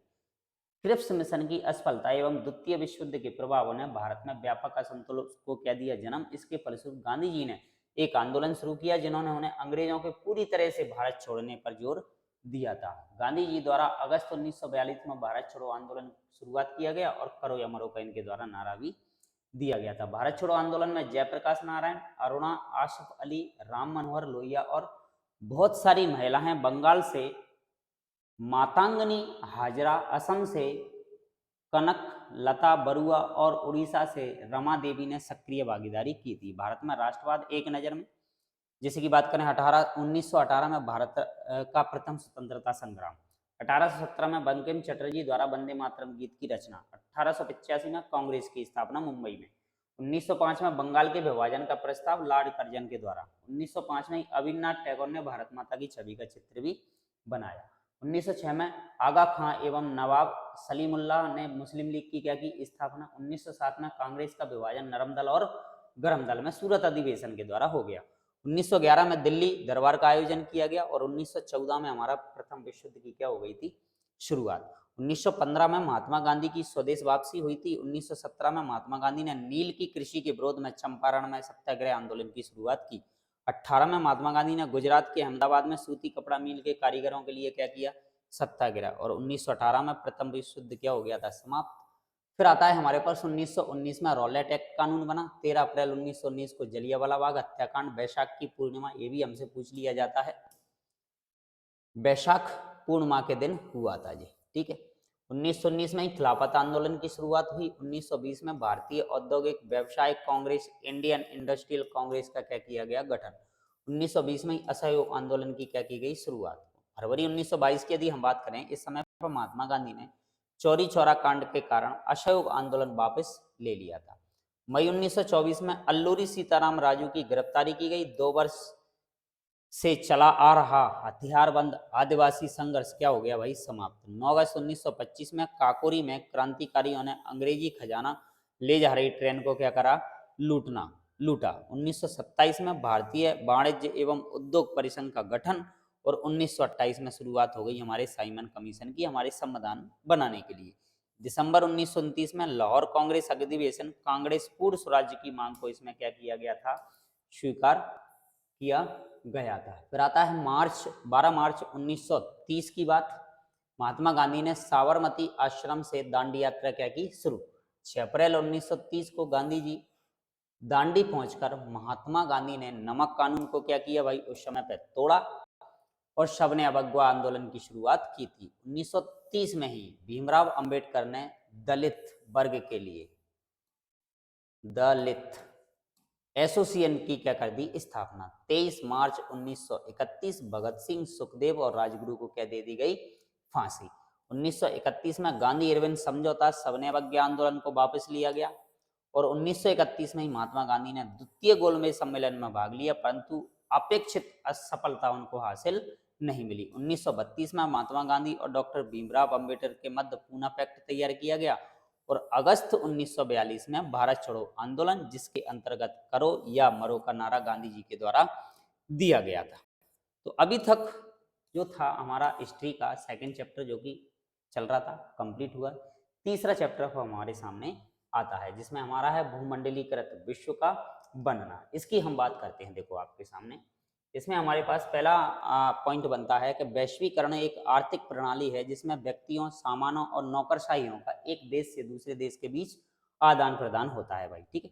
दुनिया भर में आर्थिक, सांस्कृतिक, राजनीतिक, धार्मिक और सामाजिक प्रणालियों का एकीकरण भूमंडलीकरण कहलाता है। दुनिया में जितनी भी व्यवस्थाएं हमारी हैं उनकी हम बात करें तो सिल्क रूट रेशम मार्ग है, एक ऐतिहासिक व्यापार था जो दूसरी शताब्दी ईस्वी पूर्व से 14वीं शताब्दी तक यह चीन, भारत, फ्रांस, अरब, ग्रीस और इटली को पीछे छोड़ते हुए एशिया से भूमध्य सागरीय तक फैला था और उस दौरान हुए भारी रेशम व्यापार के कारण इसे सिल्क रूट के का करार दे दिया गया था या नाम दे दिया गया था। सिल्क मार्ग, ये मार्ग एशिया को किससे जोड़ता है? यूरोप को उत्तरी अफ्रीका के साथ साथ विश्व के जमीन और समुद्र मार्ग को जोड़ने का काम करता है। उस समय पर होता था व्यापार, ठीक है। नेक्स्ट आता है नूडल्स चीन से पश्चिमी देशों में पहुंचे और वहां उन्हीं से स्पैगेटी का जन्म हुआ था। पास्ता अरब यात्रियों के साथ 5वीं सदी में सिसिली पहुंचा। सिसिली इटली का ही एक टापू है। आलू, सोया, मूंगफली, मक्का, टमाटर, मिर्च, शकरकंद यूरोप में तब आए जब क्रिस्टोफर कोलंबस ने गलती से अमेरिका महाद्वीप को क्या निकाला? खोज निकाला था। आयरलैंड के गरीब काश्तकार तो आलू पर इस हद तक निर्भर हो चुके थे कि जब 1840 के दशक के मध्य में किसी बीमारी के कारण यदि आलू की फसल खराब हो गई तो लाखों लोग भुखमरी के कारण मौत के मुंह में चले गए थे। आज के पेरू और मैक्सिको में मौजूद खानों से निकलने वाली जो कीमती धातु, खासतौर पर चांदी, ने भी यूरोप की संपदा को बढ़ाया और पश्चिमी एशिया के साथ होने वाले उसके व्यापार को भी गति प्रदान की थी। नेक्स्ट आता है देखो जैविक युद्ध। इंग्लैंड स्थित मैसाचुसेट्स में कॉलोनी के पहले गवर्नर जॉन विनथॉर्प ने 1634 में लिखा था कि छोटी चेचक उपनिवेशकारों के लिए ईश्वर का एक वरदान है। देसी जनता छोटी चेचक के कारण लगभग पूरी खत्म हो चुकी थी। इस तरह परमेश्वर ने हमारी मिल्कियत पर हमें मालिकाना दे दिया था। इस जो स्थापित विश्वासों और तारीखों को नहीं मानता उसको असंतुष्ट कहलाता है। 18वीं शताब्दी का काफी समय बीत जाने के बाद भी चीन और भारत को दुनिया के सबसे धनी देशों में गिना जाता था। 19वीं सदी तक यूरोप में गरीब और भूख का ही साम्राज्य चला आ रहा था। देखो कुछ अर्थशास्त्रियों का मानते हैं कि आर्थिक आदान प्रदान 3 प्रकार से होते हैं। जैसे कि पहला प्रवाह की बात करें तो व्यापार मुख्य रूप से वस्तुओं जैसे कपड़ा, गेहूं का होता था उस समय पर। श्रम का प्रवाह की बात करें, काम या बेरोजगार रोजगार की तलाश में लोगों का यहाँ से वहां जाना, ये भी एक तरीके से हमारा आर्थिक आदान प्रदान। पूंजी का प्रवाह, अल्प या दीर्घ अवधि के लिए दूर दराज के इलाकों में निवेश करना हमारा, ये भी हमारा। तो 3 तरीके से पहला प्रवाह, श्रम प्रवाह और पूंजी प्रवाह हमारे पास होता है। 18वीं सदी के आखिरी दशक तक ब्रिटेन में कॉर्न लॉ था, मक्का पर प्रतिबंध लगा दिया था। कॉर्न लॉ वह कानून था जिसके सहारे सरकार ने मक्का के आयात पर रोक लगा दी थी। कॉर्न लॉ के समय क्या हुआ? देखो भोजन की मांग बढ़ गई थी, जनसंख्या उस समय बढ़ चुकी थी, भोजन के दाम बढ़ चुके थे।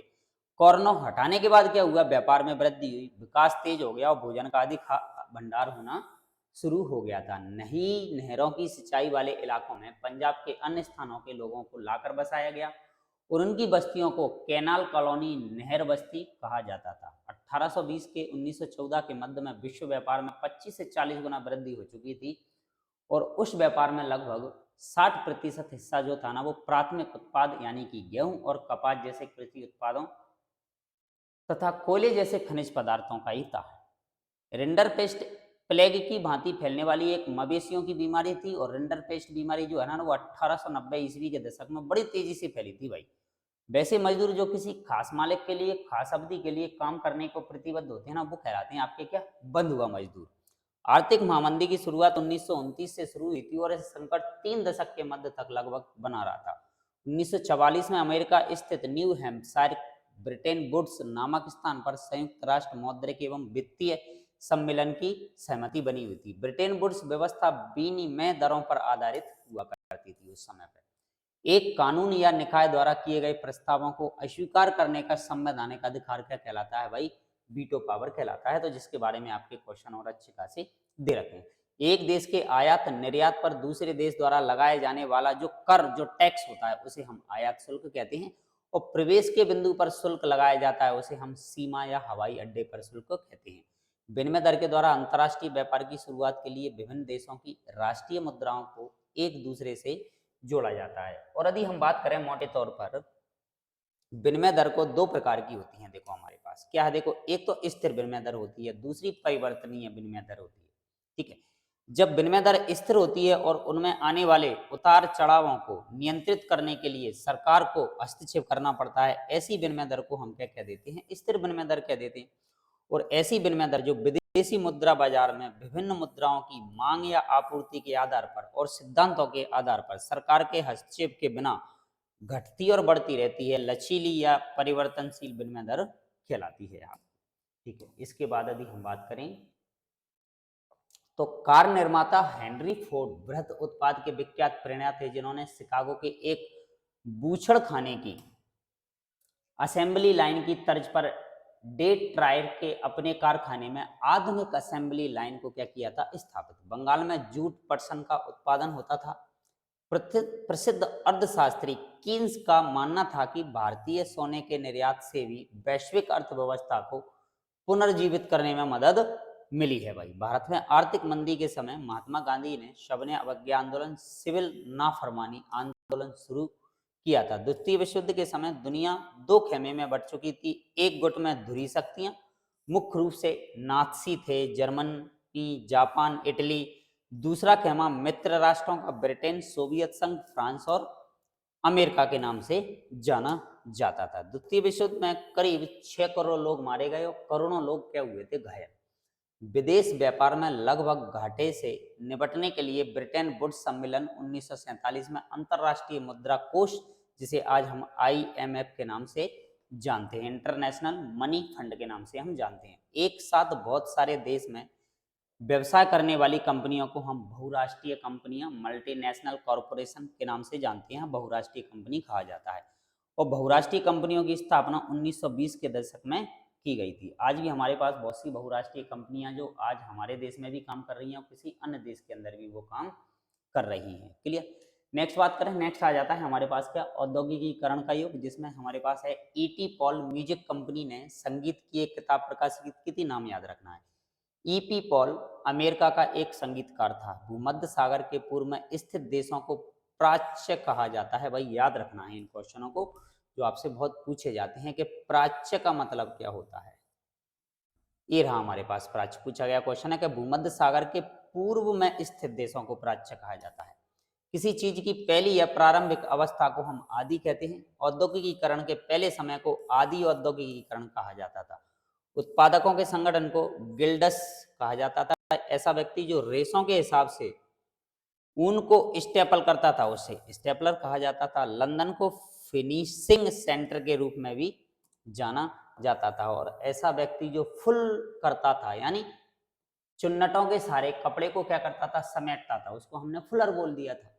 वह प्रक्रिया जिसमें कपास, ऊन आदि रेशों को कताई के लिए तैयार किया जाता था, उसे हम कडिंग के नाम से जानते हैं। सबसे पहली औद्योगिक क्रांति इंग्लैंड में शुरुआत हुई। सबसे पहली सूती कपड़ा मिल रिचर्ड और ऑर्कराइट ने लगाई थी। सूती उद्योग और कपास उद्योग ब्रिटेन के सबसे फलते फूलते क्या थे, उद्योग थे। भाप इंजन का आविष्कार जेम्स वॉट ने किया था। विक्टोरिया कालीन ब्रिटेन में मानव की कोई कमी नहीं थी। विक्टोरिया कालीन ब्रिटेन में उच्च वर्ग के लोग, कुलीन और पूंजीपति वर्ग हाथों से बनी चीजों को तरजीह देते थे। स्पिनिंग जेनी कताई की एक मशीन थी। स्पिनिंग जेनी का आविष्कार जेम्स हरग्रीव्स ने किया था। स्पिनिंग जेनी का आविष्कार 1764 में। याद रखना है भाई, कंपनी ने बुनकरों पर निगरानी रखने के लिए वेतनभोगी कर्मचारी तैनात किए, जिन्हें गुमास्ता के नाम से जाना जाता था। भारत का मैनचेस्टर, अहमदाबाद को। और भारत में पहली कपड़ा मिल हम पढ़ चुके हैं भाई, मुंबई में लगी थी। पहली कताई और बुनाई मिल मद्रास में। जमशेदजी जीजी भोई एक पारसी बुनकर के बेटे थे। चीन के साथ व्यापार और जहाजरानी का काम जमशेदजी जीजी भोई ने किया था। देश की पहली जूट मिल जो है ना, सेठ हुकुमचंद के द्वारा लगाई गई। और देश की पहली जूट मिल 1917 में कहाँ पर लगी भाई, कोलकाता में। द्वारकानाथ टैगोर ने जहाजरानी, जहाज निर्माण का, खनन का काम, बैंकिंग, बागान और बीमा क्षेत्रों में निवेश करने का शुरुआत इनके द्वारा की गई थी। जमशेदपुर से भारत का पहला लौह इस्पात संयंत्र JN टाटा के नाम से स्थापित उनके द्वारा किया गया था। भारत का पहला लौह एवं इस्पात संयंत्र 1912 में स्थापित किया गया था। 19वीं सदी में उद्योगपति नए मजदूरों की भर्ती के लिए पुराने और विश्वस्त कर्मचारी रखते थे, जिन्हें जॉबर के नाम से जाना जाता था। अलग अलग इलाकों में सरदार या मिस्त्री होते थे, जिन्हें भी हम क्या बोलते थे, जॉबर बोलते थे। भाई भोसले मुंबई के ट्रेड यूनियन कार्यकर्ता थे। रस्सियों और पुलियों के जरिए चलने वाला एक यांत्रिक औजार जिसका बुनाई के लिए इस्तेमाल किया जाता था, उसे हम फ्लाई शटल के नाम से जानते हैं भाई। चीजों की गुणवत्ता का प्रतीक लेवल कहलाता था। वस्तु उत्पादकों लेवल पर भारतीय देवी देवताओं की तस्वीरें उस समय पर लगाई जाती थी। और पहले विश्व युद्ध तक भारत का औद्योगिक विकास धीमा था भाई, शुरुआत में तो धीमा था भाई। ठीक है, तो ये थी हमारे फोर्थ चैप्टर से क्वेश्चन। नेक्स्ट आ जाता है हमारा फिफ्थ। मुद्रण संस्कृति और आधुनिक दुनिया, भाई इसकी बात करते हैं। देखो, मुद्रण में प्रिंटिंग की यदि बात की जाए तो प्रिंटिंग का जो हिसाब किताब की जो शुरुआत हुई थी उस समय पे, तो मुद्रण की सबसे पहली तकनीक जो आई ना प्रिंटिंग की, वो आई कहाँ पे? चीन में, जापान में और कोरिया में विकसित हुई थी। पारंपरिक चीनी किताब एकॉर्डियन शैली में किनारों को मोड़ने के बाद सिलकर बनाई जाती थी उस समय पे। किताबों का सुलेखन या खुशनवीसी करने वाले जो लोग थे ना, वो दक्ष सुलेखक होते थे उस समय पे। और मुद्रित सामग्री का सबसे बड़ा उत्पादक चीनी राजतंत्र कहलाता था। चीनी बौद्ध छपाई की तकनीक लेकर जापान गए, तो इस तरीके से वो चीन से जापान में भी पहुंच गई। जापान की सबसे पुरानी पुस्तक का नाम डायमंड सूत्र है, याद रखना है। त्रिपिटका कोरियाना वुड ब्लॉक्स मुद्रण के रूप में बौद्ध ग्रंथों को कोरियाई संग्रह कहते हैं। भाई बौद्धों के जो नियम कानून है, ग्रंथ जो है ना, वो कोरियाई संग्रह के नाम से जाने जाते हैं। कितागावा उतामारो ने उकियो नाम की एक चित्रकला शैली अहम योगदान दिया था। भाई चीन से रेशम और मसाले रेशम मार्ग से कहाँ आते थे? भाई Europe. Marco Polo would block वाली छपाई की तकनीक चीन लेकर आया था। भाई चरमपत्र या फिर जानवरों के चमड़े से बनी लेखन की सतह को बेलम कहा जाता था। और गुटेनबर्ग के पिता जो थे ना, वो व्यापारी। गुटेनबर्ग का पूरा नाम योहान गुटेनबर्ग था। प्रिंटिंग प्रेस का आविष्कार की यदि हम बात करें तो 1448 में गुटेनबर्ग ने ही किया था। गुटेनबर्ग ने जैतून प्रेस प्रिंटिंग का मॉडल भी एक बनाया था। और गुटेनबर्ग ने सबसे पहली किताब थी जिसका नाम था बाइबल, अपनी प्रिंटिंग प्रेस के द्वारा इन्होंने इसी को छापा था। गुटेनबर्ग ने बाइबल की लगभग 180 प्रतियां कॉपियां बनाई थी। गुटेनबर्ग ने छपाई के लिए रोमन वर्णमाला के 26 अक्षरों का भी क्या किया था? प्रयोग। और गुटेनबर्ग की प्रिंटिंग मशीन को मूवेबल टाइप प्रिंटिंग मशीन के नाम से भी जाना गया। और गुटेनबर्ग प्रेस एक घंटे में 250 पन्ने छाप सकती थी। और लेटर प्रेस छपाई में प्लाटेन एक बोर्ड होता है, उसको बोला जाता है भाई छपाई के लिए। इबारत कंपोज करने वाले व्यक्ति को हम कंपोज बोलते हैं। धातुई फ्रेम जिसमें टाइप बिछाकर इबारत बनाई जाती थी उसे गैली कहा जाता था। और लोकगीत का ऐसा आख्यान जिसे गाया और सुनाया जाता उसे गाथा गीत के नाम से जाना जाता। मार्टिन लूथर जो थे ना, वो एक धर्म सुधारक थे भाई उस समय पे। मार्टिन लूथर ने कहा था कि मुद्रण ईश्वर की दी हुई एक महानतम देन है, सबसे बड़ा तोहफा है, ये उनके द्वारा बोला गया। 16वीं सदी यूरोप में रोमन कैथोलिक चर्च में सुधार के आंदोलन प्रोटेस्टेंट धर्म सुधार कहा गया। इटली में धर्मद्रोहियों की शिनाख्त करने के और उनको सजा देने वाली रोमन कैथोलिक संस्था को इंक्विजिशन कहा जाता था उस समय पर। देखो, इरेस्मस ने कहा था कि किताबें भिन्न भिन्न आती मक्खियों की तरह हैं, जो दुनिया का कौन सा कोना है जहाँ ये नहीं पहुंच पाती हैं। ये जो कथन बोला गया था ना, वो बोला गया था किसके द्वारा? इरेस्मस के द्वारा। इंसान या विचार जो चर्च की मान्यताओं से असहमत होते हैं, उन्हें हम उस समय पर धर्म विरोधी कहलाते हैं। भाई किसी धर्म का एक उपसमूह संप्रदाय कहलाता है उस समय पर। पॉकेट बुक के आकार की किताबों को चैप बुक के नाम से जाना जाता था, जो आसानी से जेब में रखी जा सकती थी पढ़ने के लिए। इंग्लैंड में पेनी चैप बुक एक पेशिया किताबें बेचने वाले को चैपमैन के नाम से जाना गया। रूसो एक दार्शनिक था। फ्रांस के उपन्यासकार हुई लेवोसियन मार्शियन घोषणा की छापाखाना प्रकृति का सबसे ताकतवर औजार उस समय पर बना था। इसमें बन रही जनमत की आंधी में निरंकुशवाद उड़ जाएगा, ऐसा बोला गया। राजकाज की ऐसी व्यवस्था जिसमें किसी एक व्यक्ति को संपूर्ण शक्ति प्राप्त हो, उस पर कोई पाबंदी ना हो, उसे ही हम निरंकुशवाद कहते हैं। पढ़ चुके हैं। बाल पुस्तक छापने के लिए प्रेस फ्रांस में स्थापित किया गया। ग्रिम बंधु जर्मनी के थे। 18वीं सदी के अंत तक प्रेस धातु से बनने लगे थे। गीत गोविंद की रचना संस्कृत के महान कवि जयदेव के द्वारा की गई थी। पांडुलिपियों की यदि बात करें हम, तो पांडुलिपियां ताड़ के पत्तों पर या हाथ से बने कागजों पर नकल करके क्या की जाती थी? बनाई जाती थी। भारत में प्रिंटिंग प्रेस लाने का श्रेय पुर्तगालियों को जाता है। भारत में सबसे पहले प्रिंटिंग प्रेस 16वीं सदी में कहाँ पर लगाई गई थी? भाई गोवा में इनके द्वारा लगाई गई थी। नेक्स्ट आता है, भारत में सबसे पहले कोंकणी और कन्नड़ भाषाओं में किताबें छपना शुरू हुई थी। भारत में प्रेस के जनक जेम्स अगस्ट हिक्की को माना जाता है। राजा राम मोहन राय ने एक बंगाली साप्ताहिक समाचार पत्र का संपादन किया जिसे हम संवाद कौमुदी के नाम से जानते हैं। 2 फारसी अखबार जामे जहांनामा और शमसुल अखबार 1882 में प्रकाशित हुए थे। इस्लामी कानून और शरिया के विद्वान को उलमा उस समय पर बोला जाता था। इस्लामी कानून जानने वाले विद्वान को हम उस समय पर फतवा के नाम से जानते थे। तुलसीदास जी की 16वीं सदी की किताब रामचरितमानस का पहला मुद्रित संस्करण कलकत्ता में प्रकाशित हुआ था। और राजा रवि वर्मा 19वीं सदी के भारत के प्रसिद्ध चित्रकार बने थे भाई। रस सुंदरी देवी बंगाली साहित्य की प्रारंभिक महिला लेखक उस समय पे उभर के सामने आई। हिंदी छपाई की शुरुआत 1870 के दशक में हो गई थी। अमर जीवन नामक आत्मकथा रस सुंदरी देवी ने क्या की थी भाई, लिखी थी। आगे आता है देखो हमारे पास, ज्योतिबा फुले ने अपनी पुस्तक गुलामगिरी में जाति प्रथा के अत्याचारों पर लिखा था भाई। मद्रास में ईवी रामास्वामी नायकर को पेरियार नाम से जाना जाता है। आधुनिक असमिया साहित्य के एक वरिष्ठ रचनाकार लक्ष्मीनाथ बेजबरुवा थे उस समय पे। असम की लोकप्रिय गीत ओ मेरे अपनरदेश लक्ष्मीनाथ बेजबरुवा ने लिखा था, याद रखना है। बाल गंगाधर तिलक ने मराठी भाषा का समाचार पत्र केसरी निकाला। भारतीय भाषाओं के पत्र पत्रिकाओं पर कड़ा नियंत्रण रखने के लिए वर्नाक्युलर प्रेस एक्ट 1878 में किया गया था भाई। तो ये था देखो हमारे पास। अब आ जाता है हमारे पास अगला पार्ट, लोकतांत्रिक राजनीति, जिसका पहला चैप्टर हमें दे रखा है, जिसमें है सत्ता की साझेदारी। तो भाई देखो, सत्ता की साझेदारी की यदि हम बात करें तो बेल्जियम यूरोप का एक छोटा सा राज्य है। सत्ता की साझेदारी, बंटवारा हमें इसमें करना है, शासन की व्यवस्था हमें बनानी है। तो बेल्जियम यूरोप का एक छोटा सा राज्य, याद रखना है। श्रीलंका निवासी अधिकतर बौद्धों की भाषा सिंगली भाषा कहलाती है हमारे पास। दूसरी हम बात करें, सन 1956 में श्रीलंका की राजधानी सिंगली को क्या किया गया भाई, उस समय पे घोषित किया गया था। बेल्जियम राज्य की सीमा है फ्रांस, नीदरलैंड, जर्मनी और लक्समबर्ग राज्य से लगी हुई थी। बेल्जियम राज्य के 59% लोग फ्लेमिश इलाके में रहते थे। श्रीलंका में तमिल लोग अल्पसंख्यक हैं। बेल्जियम की राजधानी ब्रुसेल्स है, याद रखना है ये हमें। बेल्जियम स्वतंत्र राज्य 1830 में बना और श्रीलंका स्वतंत्र राष्ट्र 1948 में बना था। बेल्जियम सामुदायिक सरकार का चुनाव एक ही भाषा, जो डच जर्मन बोलने वाले लोग करते हैं। शासन के विभिन्न अंग जैसे कि विधायिका, कार्यपालिका और न्यायपालिका, ये 3 अंग होते हैं। इनके बीच में सत्ता का जो बंटवारा किया जाता है उसे ही हम सत्ता का क्षैतिज वितरण कहते हैं, हिस्सेदारी।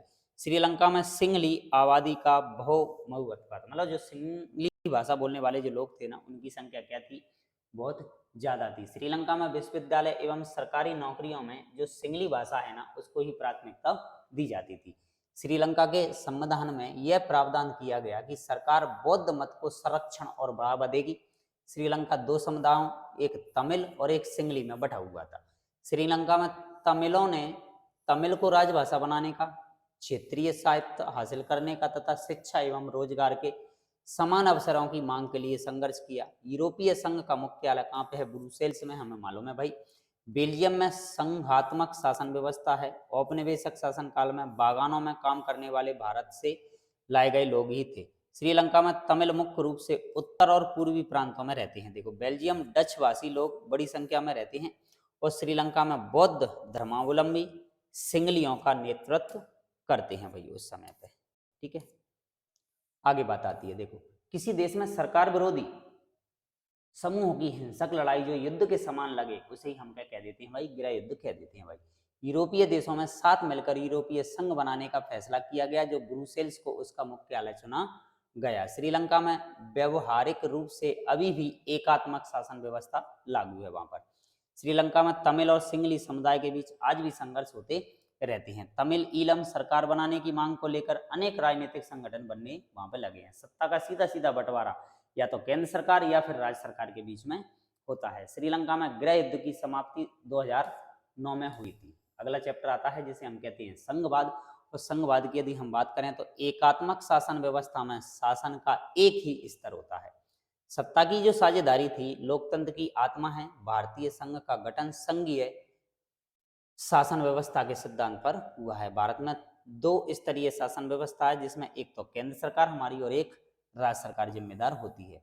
भारतीय संघ का प्रतिनिधित्व केंद्र सरकार करती है। संघवाद में संविधान के द्वारा विभिन्न शक्तियों का बंटवारा यहाँ पर होता है। केंद्र और राज्य सरकार के बीच में कुछ विधायी अधिकारों को 3 सूचियों में बांटा गया है, जिसे हम संघ सूची, राज्य सूची और समवर्ती सूची के नाम से जानते हैं। तो अलग अलग क्षेत्र में अलग अलग अधिकार इनको दिए गए हैं, जैसे कि प्रतिरक्षा, विदेशी मामले में, बैंकिंग, संचार, मुद्रा संघ सूची के अंतर्गत आते हैं। व्यापार, कृषि, सिंचाई, पुलिस प्रांतीय और स्थानीय महत्व के विषय, ये सब हमारी राज्य सूची के अंतर्गत आते हैं। शिक्षा है, वन मजदूर, संघ विवाह, गोद और जैसे विषय जो है ना हमारे पास समवर्ती सूची के अंतर्गत आते हैं। तो 3 सूचियां बनाई गई हैं जिसमें सत्ता का क्या किया गया है, बंटवारा। संघवाद 2 या 2 से अधिक स्तरों में बटा हुआ होता है। भारत में जब 73वां संविधान संशोधन हुआ था ना, उस समय पर पंचायती राज व्यवस्था लागू की गई थी और हमारे संविधान में किसी एक भाषा को राष्ट्रभाषा का दर्जा नहीं दिया गया। भारत ने सन 1947 में लोकतंत्र की राह पर अपनी जीवन की यात्रा शुरू की थी और संघवाद से देश की एकता और अखंडता की क्या होती है भाई, रक्षा होती है। विशेष शक्तियों का लाभ यदि हम बात करें, असम, नागालैंड, अरुणाचल प्रदेश और मिजोरम को प्राप्त है। कुछ ये विशेष शक्तियों वाले क्षेत्र कहलाते हैं। बाकी के सभी राज्यों में सत्ता की बराबर हिस्सेदारी और दर्जा उनको दिया गया है। संविधान में हिंदी के अलावा अन्य 21 भाषाओं को भी अनुसूचित भाषा का दर्जा दिया गया है। कुल 22 भाषाएं हमारी यहाँ पे शामिल है। सत्ता के विभिन्न स्तरों के बीच ऊर्ध्वाधर वितरण लोकतंत्र कहलाते हैं और सरकारें एक ही नागरिक समूह पर शासन करती हैं, पर कानून बनाने, कर वसूलने और प्रशासन का उनका अपना अपना अधिकार क्षेत्र होता है। ठीक है, संघीय शासन की व्यवस्था के 2 उद्देश्य हैं। जैसे कि हम बात करें, इसमें सबसे पहला है हमारे पास के देश की एकता की सुरक्षा करना, उसे बढ़ावा देना। भाषा के आधार पर प्रांतों का गठन हमारे देश की लोकतांत्रिक राजनीति की पहली और कठिन परीक्षा थी। राज्य पुनर्गठन आयोग की रिपोर्ट 1956 में लागू की गई थी। देखो, भारत में हिंदी लगभग 44% लोगों की क्या है, मातृभाषा है और भारतीय संविधान में भारत को राज्यों का संघ भी घोषित किया गया है। साथ में यदि हम बात करें, प्रतिरक्षा और विदेशी मामलों में संघ सूची में शामिल लोग होते हैं। भाषाओं को भारतीय संविधान की 8वीं अनुसूची में रखा गया है। भारत, संयुक्त राष्ट्र अमेरिका, स्विट्जरलैंड आदि देशों से संघात्मक शासन व्यवस्था लागू की गई है और भारत में शासन का तीसरा स्तर पंचायत और नगरीय विकास को हम मानते हैं। शासन के 2 ही रूप हैं, या तो शासन एकात्मक व्यवस्था होगी या फिर वहां पे संघात्मक व्यवस्था होगी। तीसरे चैप्टर के अंदर हम बात करें जिसमें हमारे जाति और धर्म और लैंगिक मसले हमारे कहलाते हैं, जिसमें देखो लैंगिक विभाजन सामाजिक उपेक्षाओं पर आधारित होते हैं और 2011 की जनगणना के अनुसार यदि हम बात करें तो भारत में जो है ना वो साक्षरता दर 73% थी हमारी। 2011 की जनगणना के अनुसार भारत में पुरुषों की साक्षरता 76% और 2011 की जनगणना के अनुसार जो लिंग अनुपात है हमारा 943 बटे कितना है, 1000 है।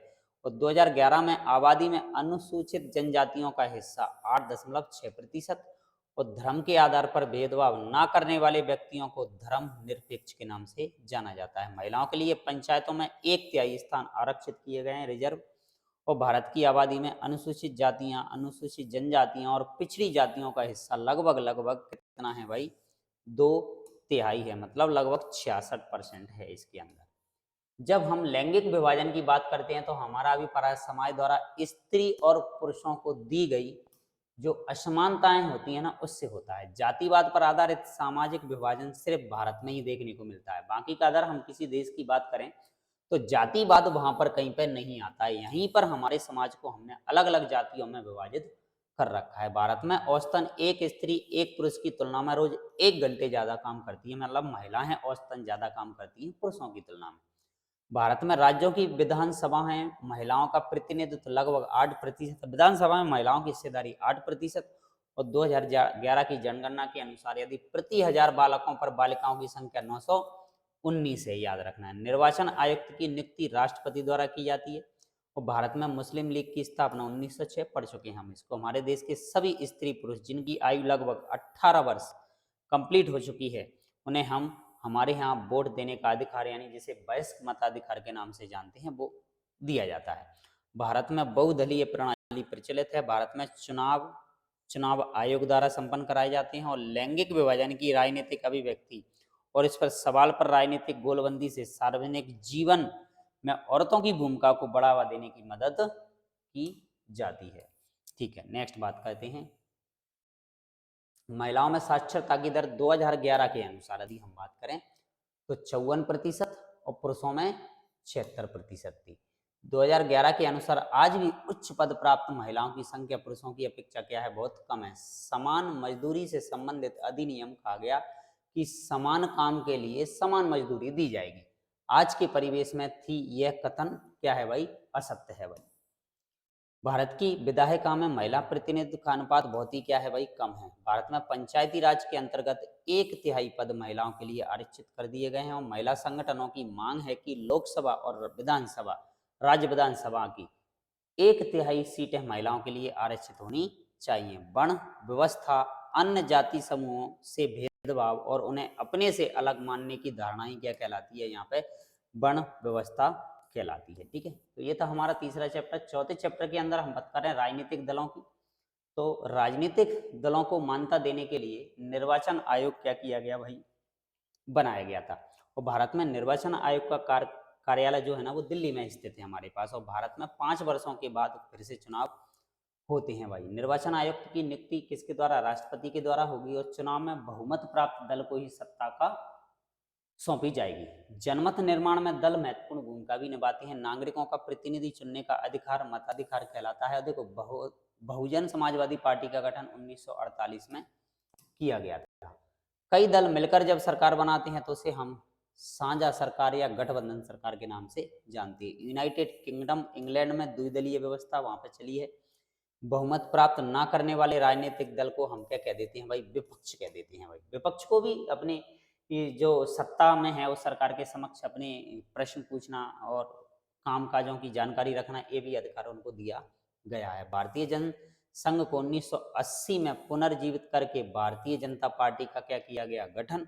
और भारतीय राष्ट्रीय कांग्रेस की स्थापना 1885 में की गई थी। ऑल इंडिया तृणमूल कांग्रेस 1 जनवरी 1998 को ममता बनर्जी ने बनाई।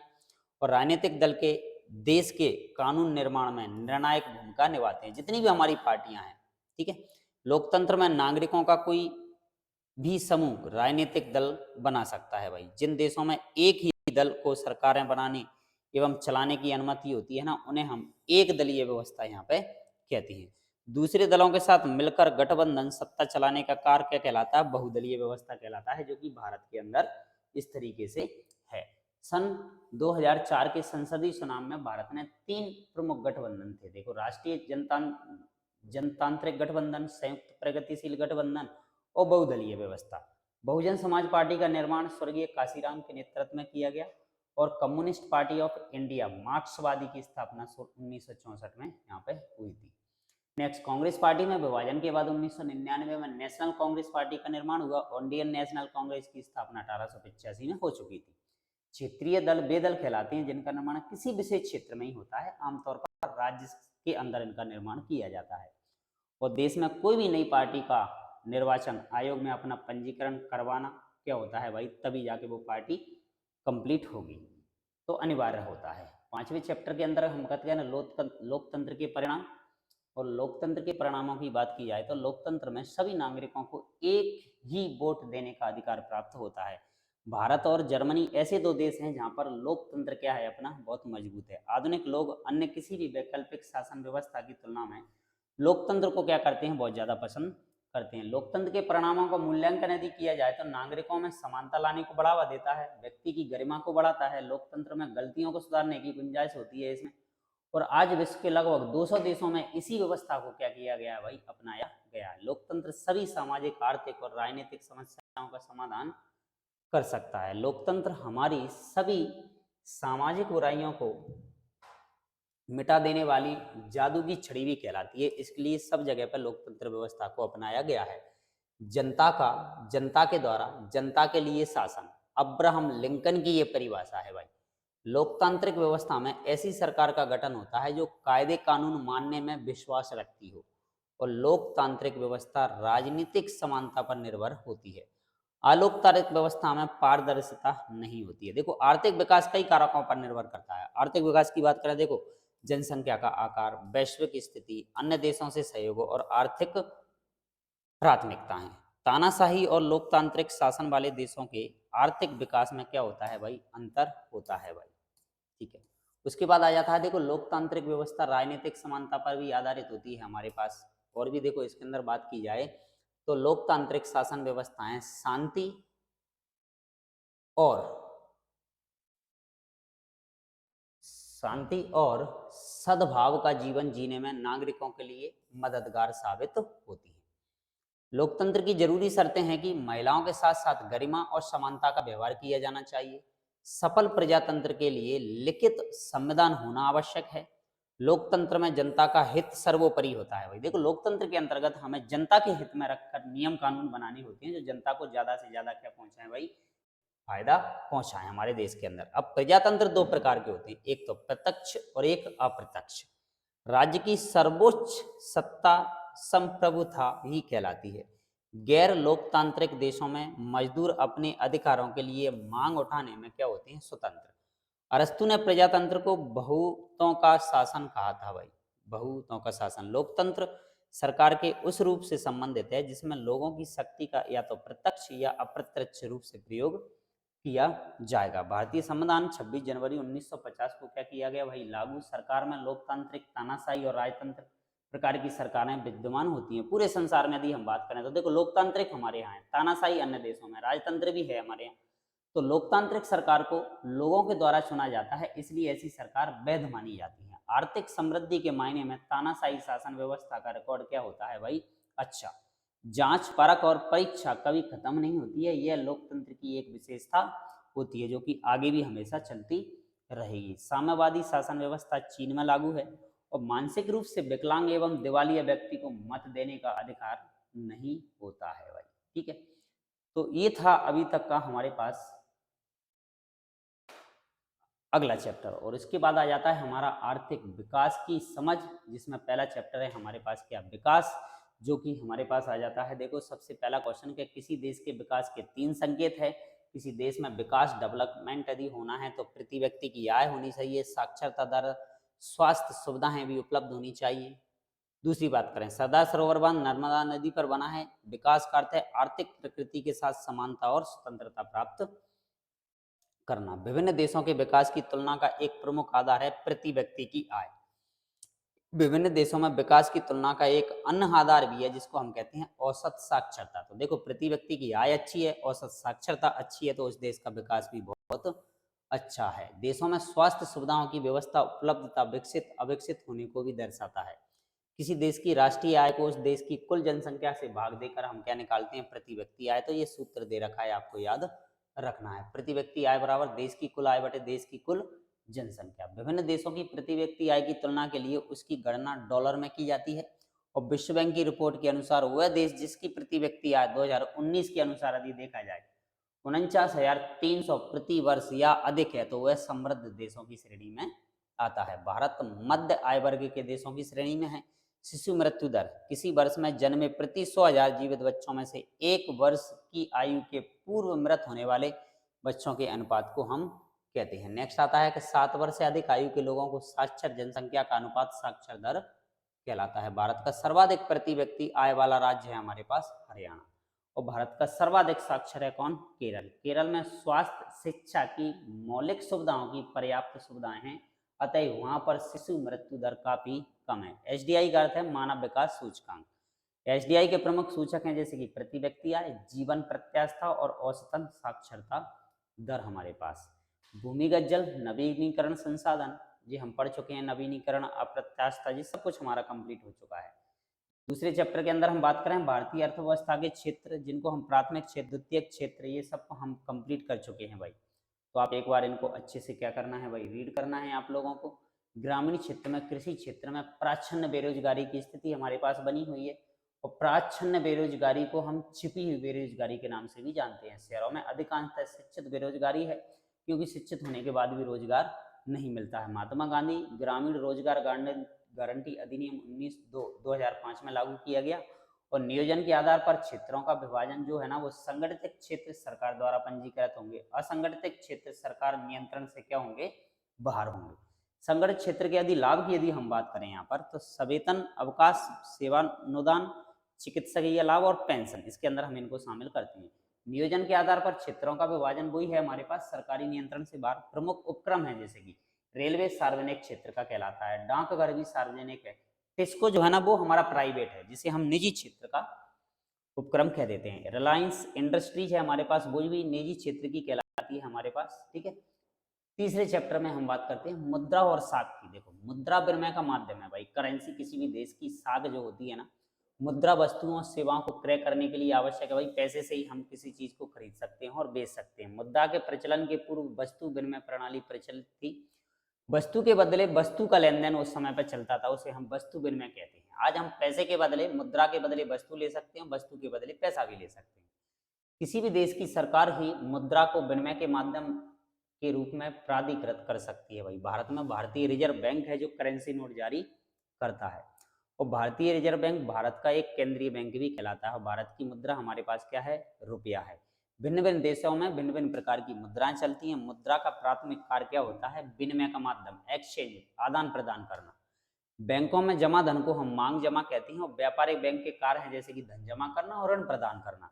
चलन मुद्रा को सरकार द्वारा अमान्य घोषित करने की प्रक्रिया विमुद्रीकरण कहलाती है, जैसा कि अभी कुछ समय पहले अपने यहाँ पे किया गया था। जैसे भारत में नवंबर 2016 में 500 और 1000 के नोटों को बंद करके विमुद्रीकरण का काम किया गया था। चेक का प्रयोग स्थगित भुगतान हेतु किया जाता है। जैसे कि ऋण स्रोत क्या है? देखो, एक तो औपचारिक क्षेत्र से, एक अनौपचारिक क्षेत्र से भी लिए जाते हैं। औपचारिक क्षेत्र ऋणदाता कौन है? भाई बैंक और सहकारी समिति। अनौपचारिक क्षेत्र ऋणदाता किसी साहूकार से, किसी व्यक्ति से अपनी मर्जी से जितना ब्याज की दर पर क्या लेना भाई, लोन प्राप्त करना, वो अनौपचारिक क्षेत्र के अंतर्गत आते हैं।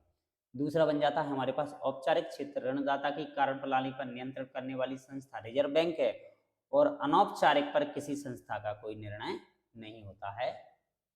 ग्रामीण क्षेत्रों में स्व सहायता समूह ऋण स्रोत हैं। स्व सहायता समूहों में 15-20 सदस्य मिलकर जुलकर एक छोटी छोटी बचत करने का क्या करते हैं? प्रयास। स्व सहायता समूह की बचत जरूरतमंदों को ऋण प्रदान करने की सुविधाएं देती है, और अनौपचारिक क्षेत्रों की ऋण पर जो लोन जो होते हैं ना, उनकी ब्याज दरें बहुत ज्यादा होती हैं। बांग्लादेश के ग्रामीण बैंक के संस्थापक जो थे ना, मोहम्मद यूनुस हैं, और शांति का नोबेल पुरस्कार 2006 में प्रोफेसर मोहम्मद यूनुस को दिया गया। चौथे चैप्टर में हम बात करें वैश्वीकरण और भारतीय अर्थव्यवस्था की, तो वैश्वीकरण ये कंपनियों के नाम हम बिल्कुल कंप्लीट कर चुके हैं आपके लिए, कि कहाँ कहाँ कितना क्या व्यापार हमारे पास होने वाला है। भारत की नई आर्थिक नीति के कदम हैं उदारीकरण, निजीकरण, वैश्वीकरण। तो ये क्वेश्चन आपसे पूछे जाते हैं। भारत की कुछ बहुराष्ट्रीय कंपनियों के नाम है, देखो इनकी हम बात करते हैं। बहुराष्ट्रीय कंपनियों में हमारे पास आ जाए। बहुराष्ट्रीय कंपनी का मतलब जो है तो एक से अधिक देशों में काम करती है, जैसे कि टाटा मोटर है, टाटा गाड़ियाँ। इन्फोसिस है, आईटी सेक्टर में काम करती हैं। रेनवैक्सी हमारी दवाइयाँ बनाने का काम। एशियन पेंट्स जो कि पेंट बनाने का काम, कलर पेंट्स। और सुंदरम फाइनेंस नट बोल्ट बनाने वाली फर्नीचर्स हमारे पास ही है। वैश्वीकरण के सकारात्मक परिणाम है, कुछ रोजगार में वृद्धि होनी है, उपभोक्ताओं के समक्ष वस्तुओं के कुछ नए नए विकल्प निकल के क्या आते हैं? सामने आते हैं। तो इस तरीके से हमारे पास ये जो था ना हमारा पोर्शन सामाजिक विज्ञान का 10th क्लास का, इसके अंदर हमने आपको इसका जितने भी चैप्टर हमें दे रखे थे उन सारे चैप्टरों का 1 लाइन क्वेश्चन जो थे बनते हैं ऑब्जेक्टिव, जो आपको क्या करा दिया है भाई? कंप्लीट करा दिया है। और इसके अंदर यदि बात की जाए तो हमारे पास जो 30 नंबर का जो मटेरियल हमारे पास हमसे जो पूछा जाता है, उस मटेरियल की तैयारी आज हमने इस क्लास के माध्यम से आपके लिए क्या करा दी है भाई? कंप्लीट करा दी है। तो सभी लोग ज़्यादा से ज़्यादा इस वीडियो को अपने फ्रेंड सर्कल, अपने इस साथियों के लिए ज़्यादा से ज़्यादा इसको क्या करें भाई? शेयर करें। जिसके अंदर हमने कक्षा जो 10वीं हमारी दे रखी है, जो 24-25 का जो मैटर हमें दे रखा था 10th क्लास सामाजिक विज्ञान का, उसके सामाजिक विज्ञान के क्वेश्चनों का जो 1 लाइनर फैक्ट हमारे पास जो मिला है, चैप्टर वाइज चैप्टर हमारे पास था, चैप्टर वाइज जो था ना, यानी सभी चैप्टरों का हमने आपको सॉल्यूशन, जो 30 नंबरों का मटेरियल हमसे आपसे पूछा जा रहा है, 30 अंक का जो मटेरियल हमारे पास आने वाला है, वो आपको हमने आज की एक कंप्लीट क्लास के अंदर आपको प्रोवाइड करा दिया है। तो जिन लोगों ने अभी तक हमारे चैनल को ज्वाइन नहीं किया है, वो जल्दी से चैनल को ज्वाइन कीजिए, और इसी तरीके के आपको मटेरियल और भी क्लासों के आगे आपको मिलते रहेंगे। तो मिलते हैं आपसे नेक्स्ट और अगले मटेरियल के साथ। तब तक के लिए बहुत बहुत धन्यवाद।